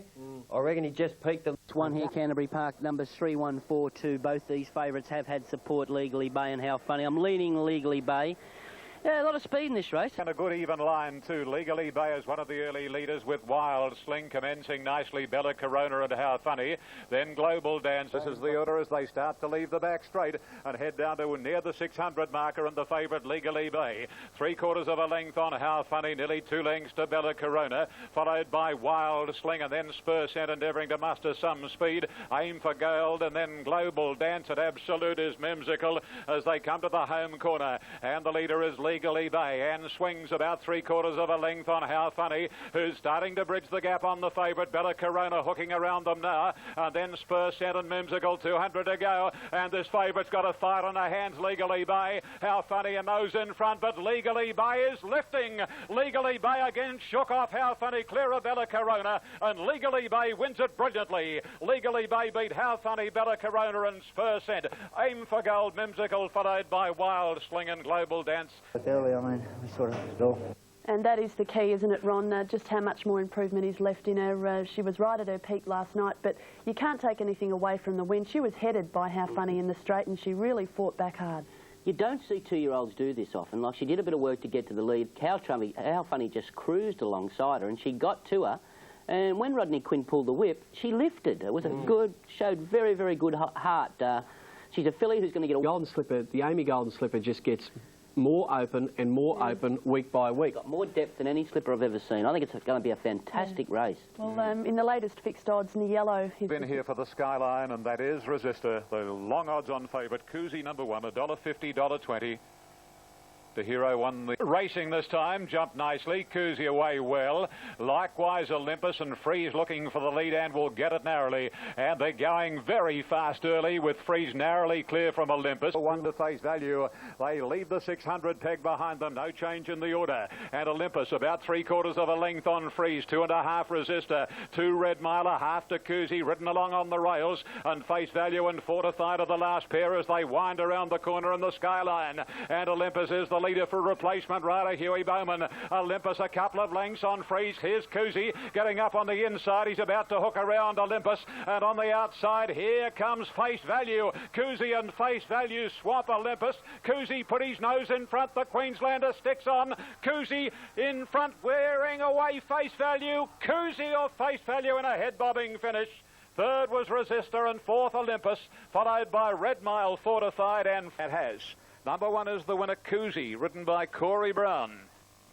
John Hawke. Yeah, well, a very good horse wins after enduring those sort of problems in the early part of the race. He was clearly not concentrating, Koozie, last night, but when he put his mind to the job, there was no stopping him. It was a top effort. He's a tough horse, this. I mean, I tipped him as my early Golden Slipper chance, and I think he's still there, but I just can't see doing the things wrong that he does. He looks like a 3-year-old to me. He looks like he's going to be a much better 3-year-old, and those sort of horses don't normally win Golden Slippers, and I can't see him beating his stable mate in the yellow, doing what he does. And whether he's feeling something or he was just under lights that he lost the plot, I'm going to have another look at him. I think he's the real thing. As soon as he stepped into the parade ring last night, you could tell he wasn't concentrating. Yeah, well, it's a different environment under lights and that, but he did a lot wrong, that horse, and to gather himself up, not concentrating, I think you're jumping off too quick there. I think you found the winner and you're jumping off on one run. Well, I think you're right. $6, Hasna, Koozie and Rodine on 8, Legally Bay 9 with Secret Land, Untouchable next with Exceed and Excel Pole. Bordeaux, Fuardi and Force Apollo, 1, 4, 6 and 10. And it's the Canterbury Stakes. Defier has come up at $1.50. The only other ones under 10 are Gordo, number 4. John Hawkes is having... Big glowing. Yeah, he looks good. He looks good, Joe, but he always does, of course. You know, he's a magnificent horse. And they're racing now, and a nice dispatch it was. Force Apollo away quickly, joined by Century Kid.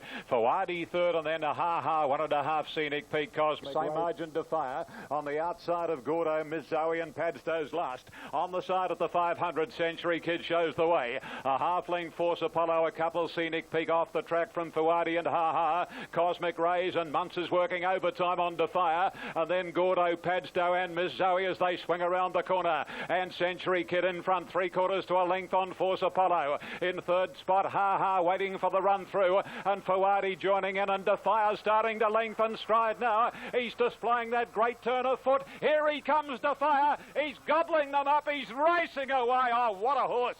And it's Defier winning from second, Cosmic Rays, close third, Gordo with Ha-Ha, Fawadi all there. Century Kid not far away, followed then by Miss Zoe. Further back in the field was on the outside Force Apollo, a good margin off Scenic Peak, and Absolute was Padstow.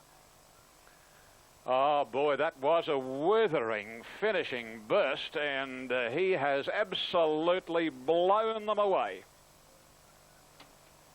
Number 1, Defier, ridden by Chris Muntz, has been able to score here at $1.70 and $1.20.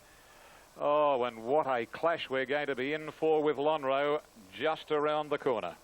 41.60, exacta 47.10.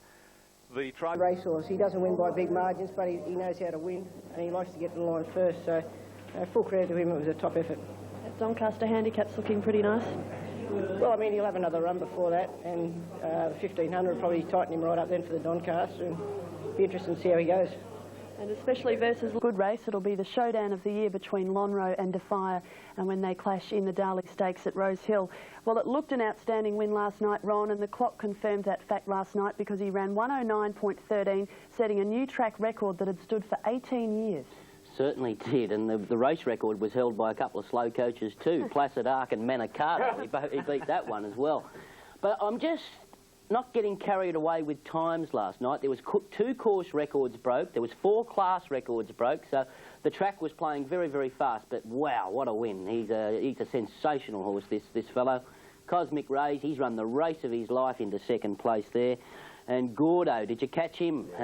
Like, he gets 6 kilos off Defier in the Doncaster. I think he's coming up beautifully for a race like that. Normally you'd say, with a race run at the speed it was, and it was run at a cracking pace with the Century Kid there, he always sets up a big pace. You'd think, oh, it's suited horses coming from the back. But the thing about Defier is, he can go up and sit second and third and do the same thing. You know, he's just a professional racehorse, does nothing wrong. Look at him back there in the pink cap, white sleeves. He starts to lengthen stride now, and the race is all over in 5 strides. Big call, but I find it hard to see him getting defeated for the rest of the spring. Well, that is a big call. He's got some tough opposition to come up against. His Lonhro's never been better, and a couple of these lightweights in the Doncaster. But Defier's a winner. I mean, I'm not going to argue with you, but it's a bold call. Yeah, Ron, I'm very impressive. He's just It's the main race of the night, so let's give you an update. For the Canterbury Guineas over 1900, Helenus is a rating special from Beaver, Hydrometer and Vital Agreement. That's 1, 5, 2 and 4. And he's second up tonight, Helenus, $2.70 he's opened the favourite. And Hydrometer, the South Australian, at $3.70. They are the main two in commission, 1 and 2. 300,000.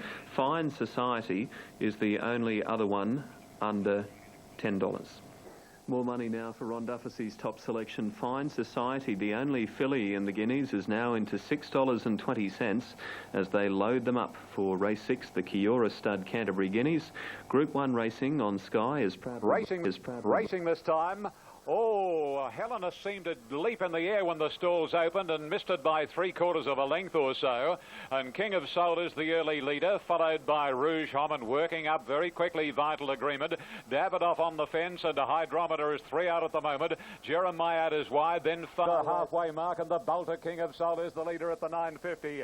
Vital Agreement second, third Jeremiah, followed by Rouge Homme, Davidoff, and then a Hydrometer. Wider out as far as Helenus is next. A length further back. Clang-a-lang, Fine Society, awkwardly posied, and then Pulitzer and 2 to Beaver. Strasbourg the fence at Absolute is Martoum.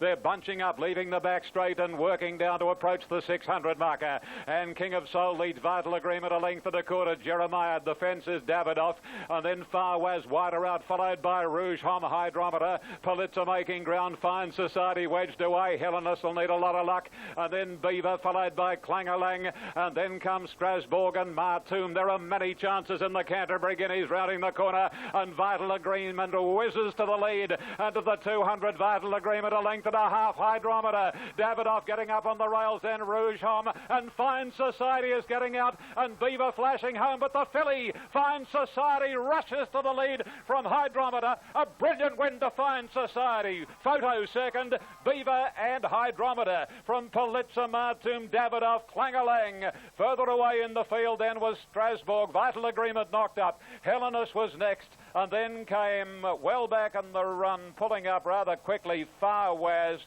So too Rouge Homme in the run on, and Jeremiah and King of Soul were the last two. Brilliant ride by Corey Brown to get the Society, Beaver and Hydrometer. The first 4 on 14, 5, 2 and 10, 3,468.20. The daily of the week, she's been working great, and yeah, she's won super.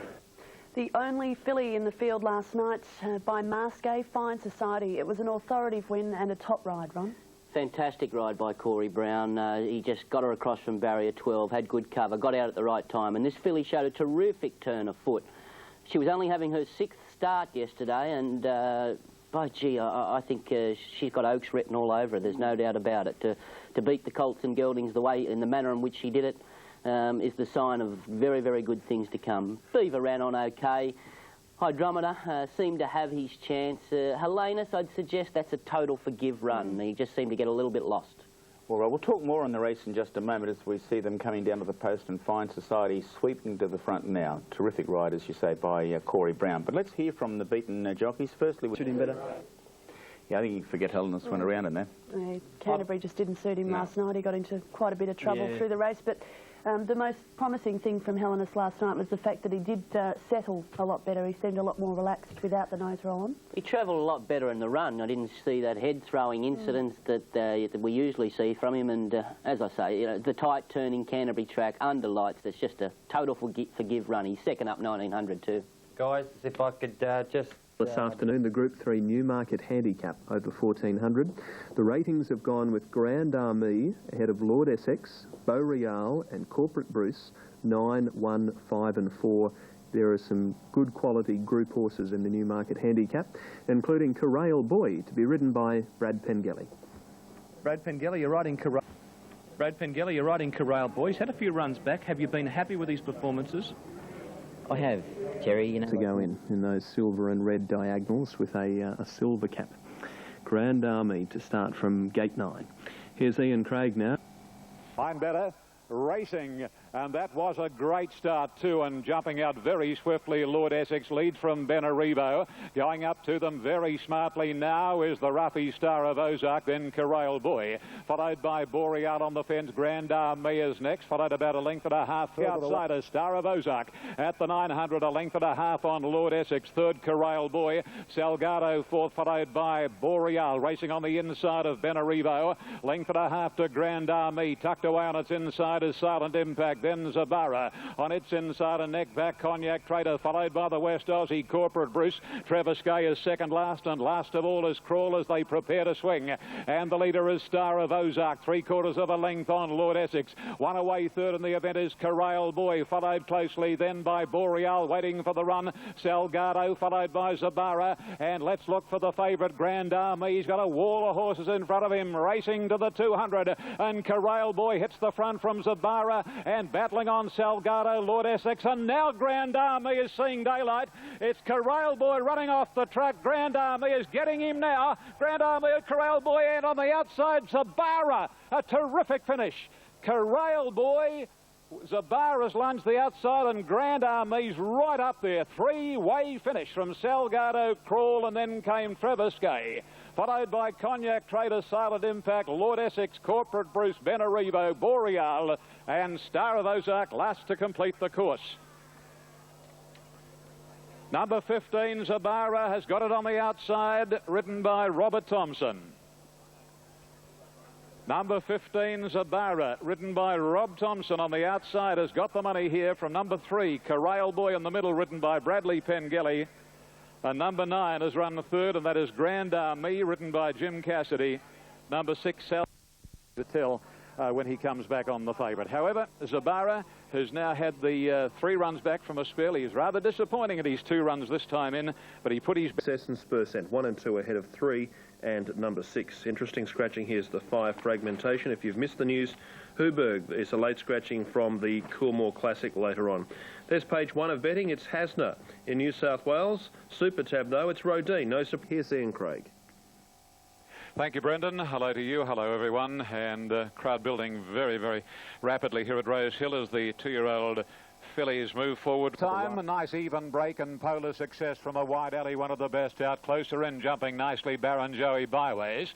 Hasner a length away, third from Mr. Rain and Danish Magic, and then a length to the back, and Baron Joey Byways, 7.50 to run. Put 2 lengths, polar success. Hasner third, then Danish Magic, followed by Mr. Rain, Swinging Babe, and then Spurcent, Resolve, Timberina, Dorky, and a length and a half to Rodine. Past the 500 they travel on the Riesling, and Baron Joey Byways a rank outsider. 2.5 lengths clear on polar success. A length away third, the favourite Hasner, and then comes Danish Magic, followed by Mr. Rain. Rodine's gone up on the inside, and Dorky and Spurcent are next as they pass the 300, and Baron Joey Byways has gone. Polar success hits the front. Hasner's after her. A length and a half to Dorky. Rodine's a minute away. Polar success from Hasner. Dorky can't reach the 2 leaders, but it's polar success fighting on Hasner. Not a hope in Hades of catching polar success, and polar success an impressive winner from Hasner. Third going to Dorky, and fourth Spurcent, and then came Swinging Babe, Rodine, Danish Magic, Timberina, followed by Mr. Rain Resolved, and the early leader walked home last, Baron Joey Byways. Number 3, 40, Quinella, 10.40, exacta 22.70, trifecta 71.70, and the first 4, 3, 2, 4, 6, 800. The last sort of 6 weeks. Yeah, she can do no wrong, polar success, and she now shares favouritism for the Golden Slipper with Legally Bay and Niello. What do you think from that point of view, Wayne? Is she classy enough to maybe win it? Probably a little bit like Deja Vu, Joe. She's a little bit like Victory Vane last year, as Graham said, a little bit underestimated. And she went to the Slipper, just wasn't quite good enough on the day. But as Danny Beasley said there, she helps herself. She jumps out, puts herself into the race, and she's very, very determined. Stuck on well there. Don't know about the form out of the race. I think the next couple of weeks we're going to see a lot more. Dorky was ridden off the speed yesterday, did lead at its last start. It finished on okay. Hasner tried hard as usual. But it'd be interesting to see. But as I said, she will help herself in a race like the Slipper. I think the form will be strong. Rodine Richard, the Victorian filly that won the Blue Diamond recently, she was favourite yesterday, and she didn't look too flash before the race. She's probably, obviously, had enough, and as a result, will be spelled now. Yeah, apparently Stewards asked Mick Price the question, and he said he'd probably spell her. He said looked flat, but I think this is a good race. I think there's plenty of depth here, and Hasner's no slouch, never runs a bad race. But this little Polar Success, when she wanted to put the pedal down, she really put a space in him quickly, and I reckon that's a good sign. I'll tell you something, Radine, all the books... A couple of the guys... In the yellow, a short price favourite ahead of Dan Bird, who resumes, and then we go to Untouchable and Exceed and Excel. 1, 4, 2 and 3. Could Untouchable upstage Lonro's baby brother? In the saddle is the pumper, Jim Cassidy.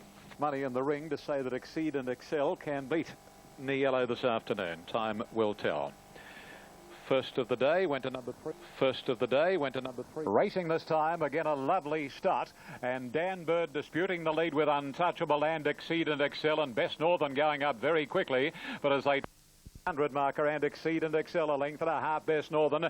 Dan Bird scoots around the outside. Red Hot Pepper to 4th. Niello is 5th, and last on the inside Untouchable with about 7 lengths covering them, 600 out, and the leader is Exceed and Excel. A length and a quarter clear on Best Northern. A length and a half further out, and wide on the track is Dan Bird from Red Hot Pepper, and then comes Untouchable, and Niello's last, and Beedman pulls the hot pot to the outside on straightening up where Exceed and Excel. A length and a half clear. Here's Niello starting to put in the long strides, and down to the 220. Exceed and Excel a length and a half on Niello, who's under the whip, and then comes Untouchable. It's Exceed and Excel, about 100 to go. He's a length in front. Untouchable is coming at him. Niello the outside. Exceed and Excel is pulling out enough, and Exceed and Excel will win it. Exceed and Excel has beaten Untouchable and Niello, followed by Red Hot Pepper motoring to the post, and then Dan Bird, and Best Northern was last. Exceed and Excel. Well, goodness me, the Golden Slipper picture is becoming a complete blur.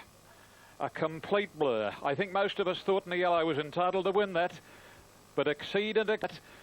40. No third for number 1. The Quinella, 13.90. Exacta, 35.20.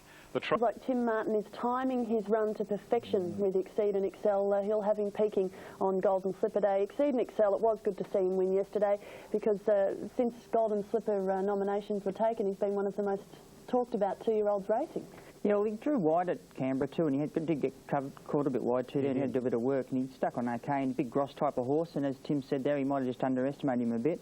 Gee, there's a couple of good runs, as Graham alluded to. Untouchable was a terrific run. He got 100 runs second. He lost a plot twice in the race.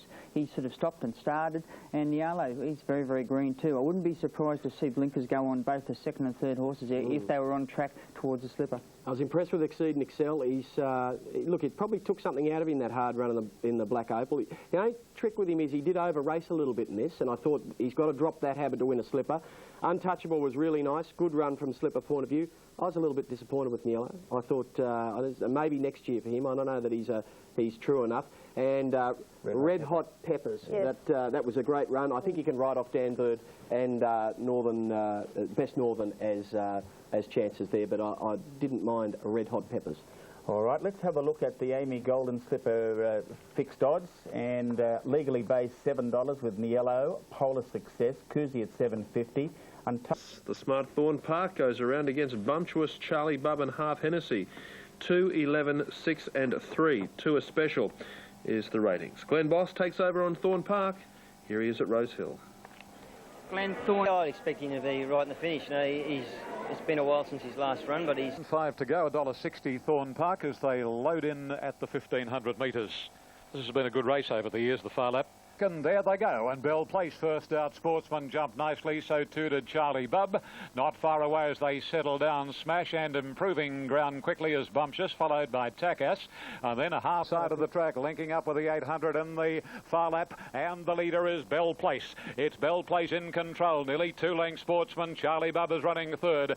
Then comes Smash and Bumptious, followed by Half Hennessy. Thorn Park is wedged away from Takas, and wider out Bullaborghese. About 2 lengths further away is Galante, then Platinum Scissors, and 1.5 to Hierogram. Around the home corner they travel, and Bell Place the leader. More than a length on Sportsman. Bumptious, followed by Charlie Bub, and Thorn Park and Bosses switching back a horse off the rails to try and get into the clear. In the meantime, Sportsman dashes to the front. It's Sportsman at the 200, a length and a half. Bumptious and Thorn Park coming between them. The big chestnut is throwing out the tackle to Sportsman with Bumptious. Thorn Park hits the front. Bumptious can't match him, and Thorn Park will win it. Thorn Park from either Sportsman or Bumptious, whose run ended in the last 50, followed by Galante, and then Half Hennessy, Smash, Platinum Scissors, Hierogram, Charlie Bub, Takas, Bell Place, and Bullaborghese was last. Lovely horse. She's definitely wanting ground. The first up one was really good. She got back and she worked over. Really, he'll know where he is. And it's a position where we didn't know how he'd react, being jammed up on the fence like he was. And from a Doncaster point of view, I think he'd learn a lot from today's run. Yeah, the Doncaster now firming in Bob Thompson's sights, so that was a terrific trial yesterday. Thorn Park will go straight into the Doncaster from that performance yesterday, which I thought was outstanding, Richard. I know the papers have been giving Thorn Park a bit of a bagging this morning, saying it was an unimpressive win. I thought it was more impressive than his previous win, which they were all raving about. Everything went wrong for him this time. Everything went right for him the other day, and he won well, but everything went wrong and he still won. And I think that's a sign of a horse that's on the up, and he certainly improved in New South Wales. I think he's a much better horse going this way, and in Sydney. And there were a couple of other good runs that I really liked in the race. Sportsman battled on well, as he always does, but Platinum Scissors and Galante, from a Derby point of view, they were terrific runs. That was Glenn Boss's first race. The beauty of the Doncaster is he's only got about 50 or 50.5 kilos, so he's going to be very, very hard to beat in that, and I think that was a good learning curve. On some of the leading mile and a quarter horses in Sydney. He rates ahead of Carnegie Express, Dress Circle and Don Eduardo. 1, 3, 4 and 2. Dress Circle placed in this race last year. Jim Cassidy with Wayne Harris. Jimmy Dress Circle. Jimmy Dress Circle.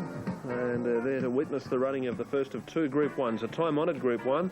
This one has been won by some very good horses. Tie the Knot was first across the line on 3 occasions. One year, though, Darazari took it to the protest room and got that one. But Tie the Knot won twice. And some other... Racing in the Ranvet.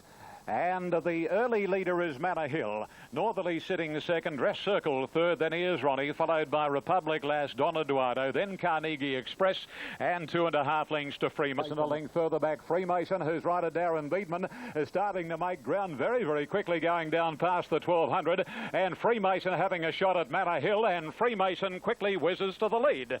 And onto the 1,000 mark around halfway pole, it's Freemason, about 1.5 lengths now on Manor Hill, and ahead to Northerly the outside. 1 length and 3/4 then to Dress Circle, followed closely by Is Ronnie, Don Eduardo, it's outside. Carnegie Express next to last, and a half the fence is Republic Lass. Onto the side of the track, 700 out, and Freemason steadied 3/4 length on Northerly. Then Manor Hill, Dress Circle, followed by Don Eduardo, being pushed along a shade there as they leave the 600 peg behind them. Wider Carnegie Express, Is Ronnie, and last is Republic Lass. Payne is about to pop the question to Northerly as they round the corner.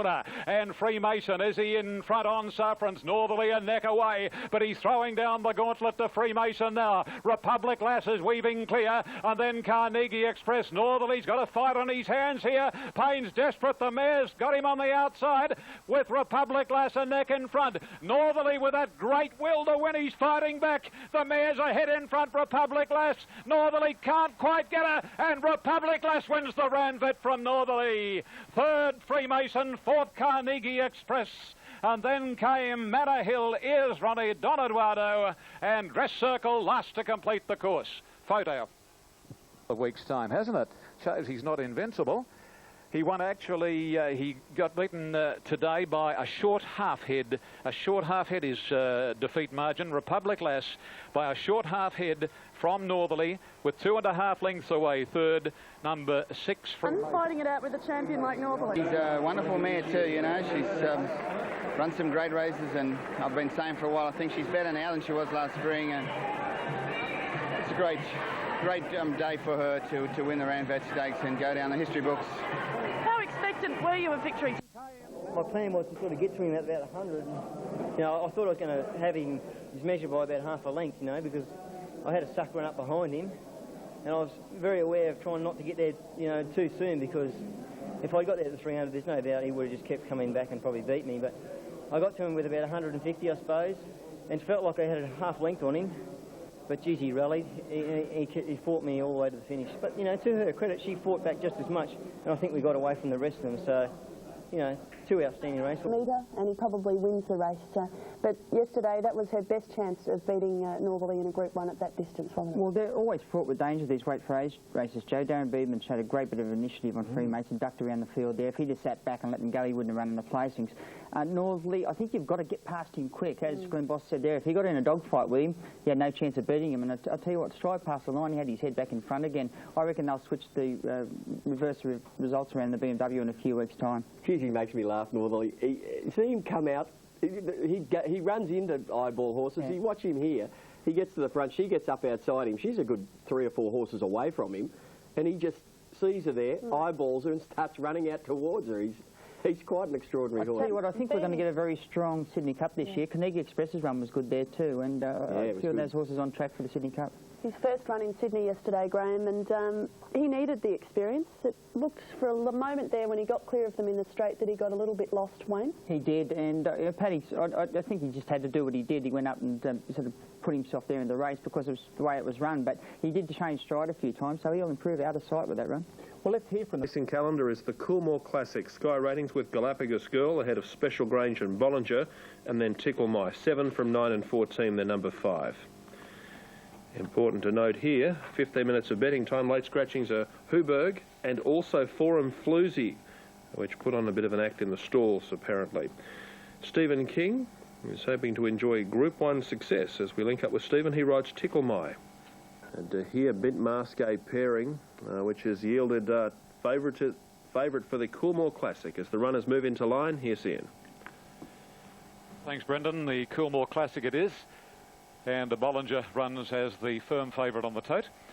So as Dean's with us, 4, 10 and 1 sector beater has been Glenn Boss's ride, Moon Dragon, number 13, and on the tote she is at 7.20. They're off in the Coolmore Classic, and Bollinger jumped very quickly. So did Ancient Song and Galapagos Girl.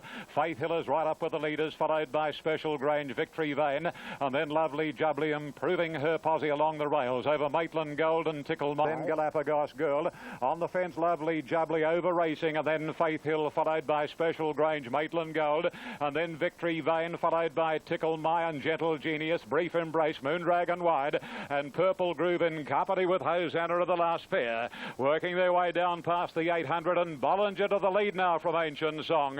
2 lengths away, third, Lovely Jubbly on the inside of Galapagos Girl, followed by Faith Hill and then Special Grange and Maitland Gold. A gap to Victory Vane, Moon Dragon way out off the course, followed by Gentle Genius, Tickle My, then Purple Groove from Brief Embrace and Hosanna as they turn for home now. And Bollinger straightens up about a half length, Ancient Song. A length Galapagos Girl, Lovely Jubbly behind them, and then Faith Hill, and here's Victory Vane letting rip. They come past the 250 and Bollinger, a length and a half on Galapagos Girl, followed by Lovely Jubbly, Victory Vane. It's Bollinger in front. Galapagos Girl is trying to bridge the gap with Lovely Jubbly, but it's all Bollinger, and Bollinger wins the Coolmore from Lovely Jubbly. Photo third, Galapagos Girl with a fast finishing Purple Groove, then Gentle Genius, Hosanna, Tickle My, Victory Vane, followed by Special Grange, and then Ancient Song, Maitland Gold, then Faith Hill, Moon Dragon, and last to complete the course was Brief Embrace. $3.80. Come through as well, Ian. That shouldn't be too far away. But the regally bred runner, look at Gay Waterhouse. There's Dr. Tommy Simon from Vinery Stud, cheering home the daughter of De Heer. Peter Orton to the right of Gay Waterhouse. Plenty to celebrate. The Vinery colours, green with the white V. and grabbing Group 1 success. Galapagos Gold with a fast finishing. One that was fitting, wasn't it, that a horse called Bollinger should win one of the Group 1 features yesterday on a day of champagne racing. Wayne, a filly that's come a long way in a short time. The race did change complexion, though, early in the day with two notable late scratchings, Hoburg, the top weight, and also Forum Floozy. Yeah, unfortunate. Forum Floozy apparently reared over in the dressing stalls, and she had to be late scratching, Joe. As you say, she's done a lot in a short time, Bollinger. 6 starts, 4 wins. What she has got going for the Joe, she can put herself up in the race. She's very tactical. She's got a good turn of foot, and she's very, very determined, very game. Now, this was a very, very muddling run race. I think a few horses back in the field weren't really advantaged with the slow pace there. And I thought the 2 Melbourne fillies run very well here. Or mares, I should say, Galapagos Girl and Purple Groove. Watch Purple Groove there in Tony Noon's colours, getting home late out wide in the white colours. Richard, I know you're quite a fan of Lovely Jubbly, particularly in her juvenile days, and that was an improved performance by her yesterday to run second. She over-raced a little bit in behind them because of the steady pace, and it made it impossible for horses to come from the back because they split home in about 34.5. Well, you can't give away start like that and make those sorts of splits. So I thought it was, set up for horses up on the pace, which made Purple Groove's run even better because she must have come home in a phenomenal split the last quarter of the race, and I think she's one you can follow. Let's just hear from... And they dominated the race. Yeah, obviously the 2 horses to watch out of the race, I thought, were Purple Groove and Gentle Genius. Didn't run too bad neither. And Accelerator into the night and presently rate ahead of Gabfest. 1, 2, 7 equal from number 4. Let's check out the market for you. Key ones, Accelerator's firm into the night is. Gabfest is in the market and presently is as well. This is the Group 3 Star Kingdom Stakes. Double figure odds right down page 2. Number 1 is 6. That is flying considering Zoe's Lad was so far off them. Back at Rose Hill, it's Star Kingdom Stakes time. Now as our start, Marwin Gold away quickly. Likewise, and Shags going fast with Into the Night. And then Pompeii, and right up there is Mr. Royston. Presently he's in the leading pack of horses. What a swarm. And then Prince of Play, followed by Bradshaw over on the rails, and then Accelerator. And Gabfest is not all that far away as they come down the side of the track. And then Progress, another 2 lengths off, followed by Sports Brat and Chaverny. And Sir Canny's midfield and 6 wide. 600 out now. Into the Night to the lead from Shags. Marwin Gold third, presently fourth, and Mr. Royston, followed by Bradshaw, and Pompeii, Sir Canny, Accelerator, and then Gabfest, and a length and a half further off in the field on the inside is Sports Brat, but in the straight now, 300 to go on the Canberry, and Into the Night, extending, he put 2 lengths Shags, and presently, followed by Bradshaw, last year's winner, starting to close on Into the Night. Into the Night's riders getting desperate, Bradshaw's getting within a half length of him, Bradshaw racing up to Into the Night, Bradshaw, what a wonderful old horse, and Bradshaw wins it. Bradshaw beat Into the Night, then Pompeii, and a photo for third. Looks as though it's just nailed. And then Accelerator followed on the fence by Presently. Then Gabfest, and race record of 1:02.69, and the fastest 600 of the day at 33.82. 33.8.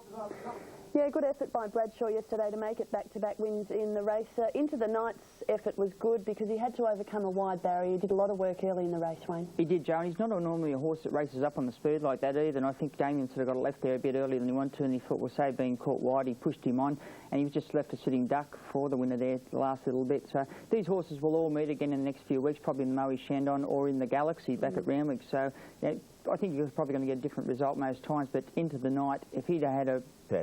Now let's have a look at the sky. So that was the World Cup, a run and won once again by the Godolphin team and Frankie Dettori. They're very hard to beat in it. There were a couple of other good races on the program. Let's have a look at the next one, which is the Dubai Golden Shaheen. The 600 metres mark with Conroy giving chase. Then State City, followed by Conflict. Captain Squire, Belle de Jour down the outside fence. They're clear of Mugareb and the Breeze. Avanzado in front, past the 400 metres mark. Conroy trying to get on terms. State City in the centre from Captain Squire and Belle de Jour. Down the outside fence, Avanzado leads with 200 metres left to go. State City, the local, coming after Avanzado. Michael Hills drives State City alongside Avanzado. State City is forging clear of Avanzado. Captain Squire third, but it's a local Golden Shaheen. State City has beaten Avanzado with Captain Squire third. Then My Cousin Matt running on at the end, followed by a Breeze and Belle de Jour. bit of a surprise win there for State City, but you saw Belle de Jour on the extreme outside, not in the normal colours, which are the singleton colours, but she was in the green and gold colours, the boxing kangaroo colours. Battled on very, very well into 4th spot. She looked like she was beaten halfway down the straight. Was run up the straight 1,200 metres on the dirt there, and she did a very good job.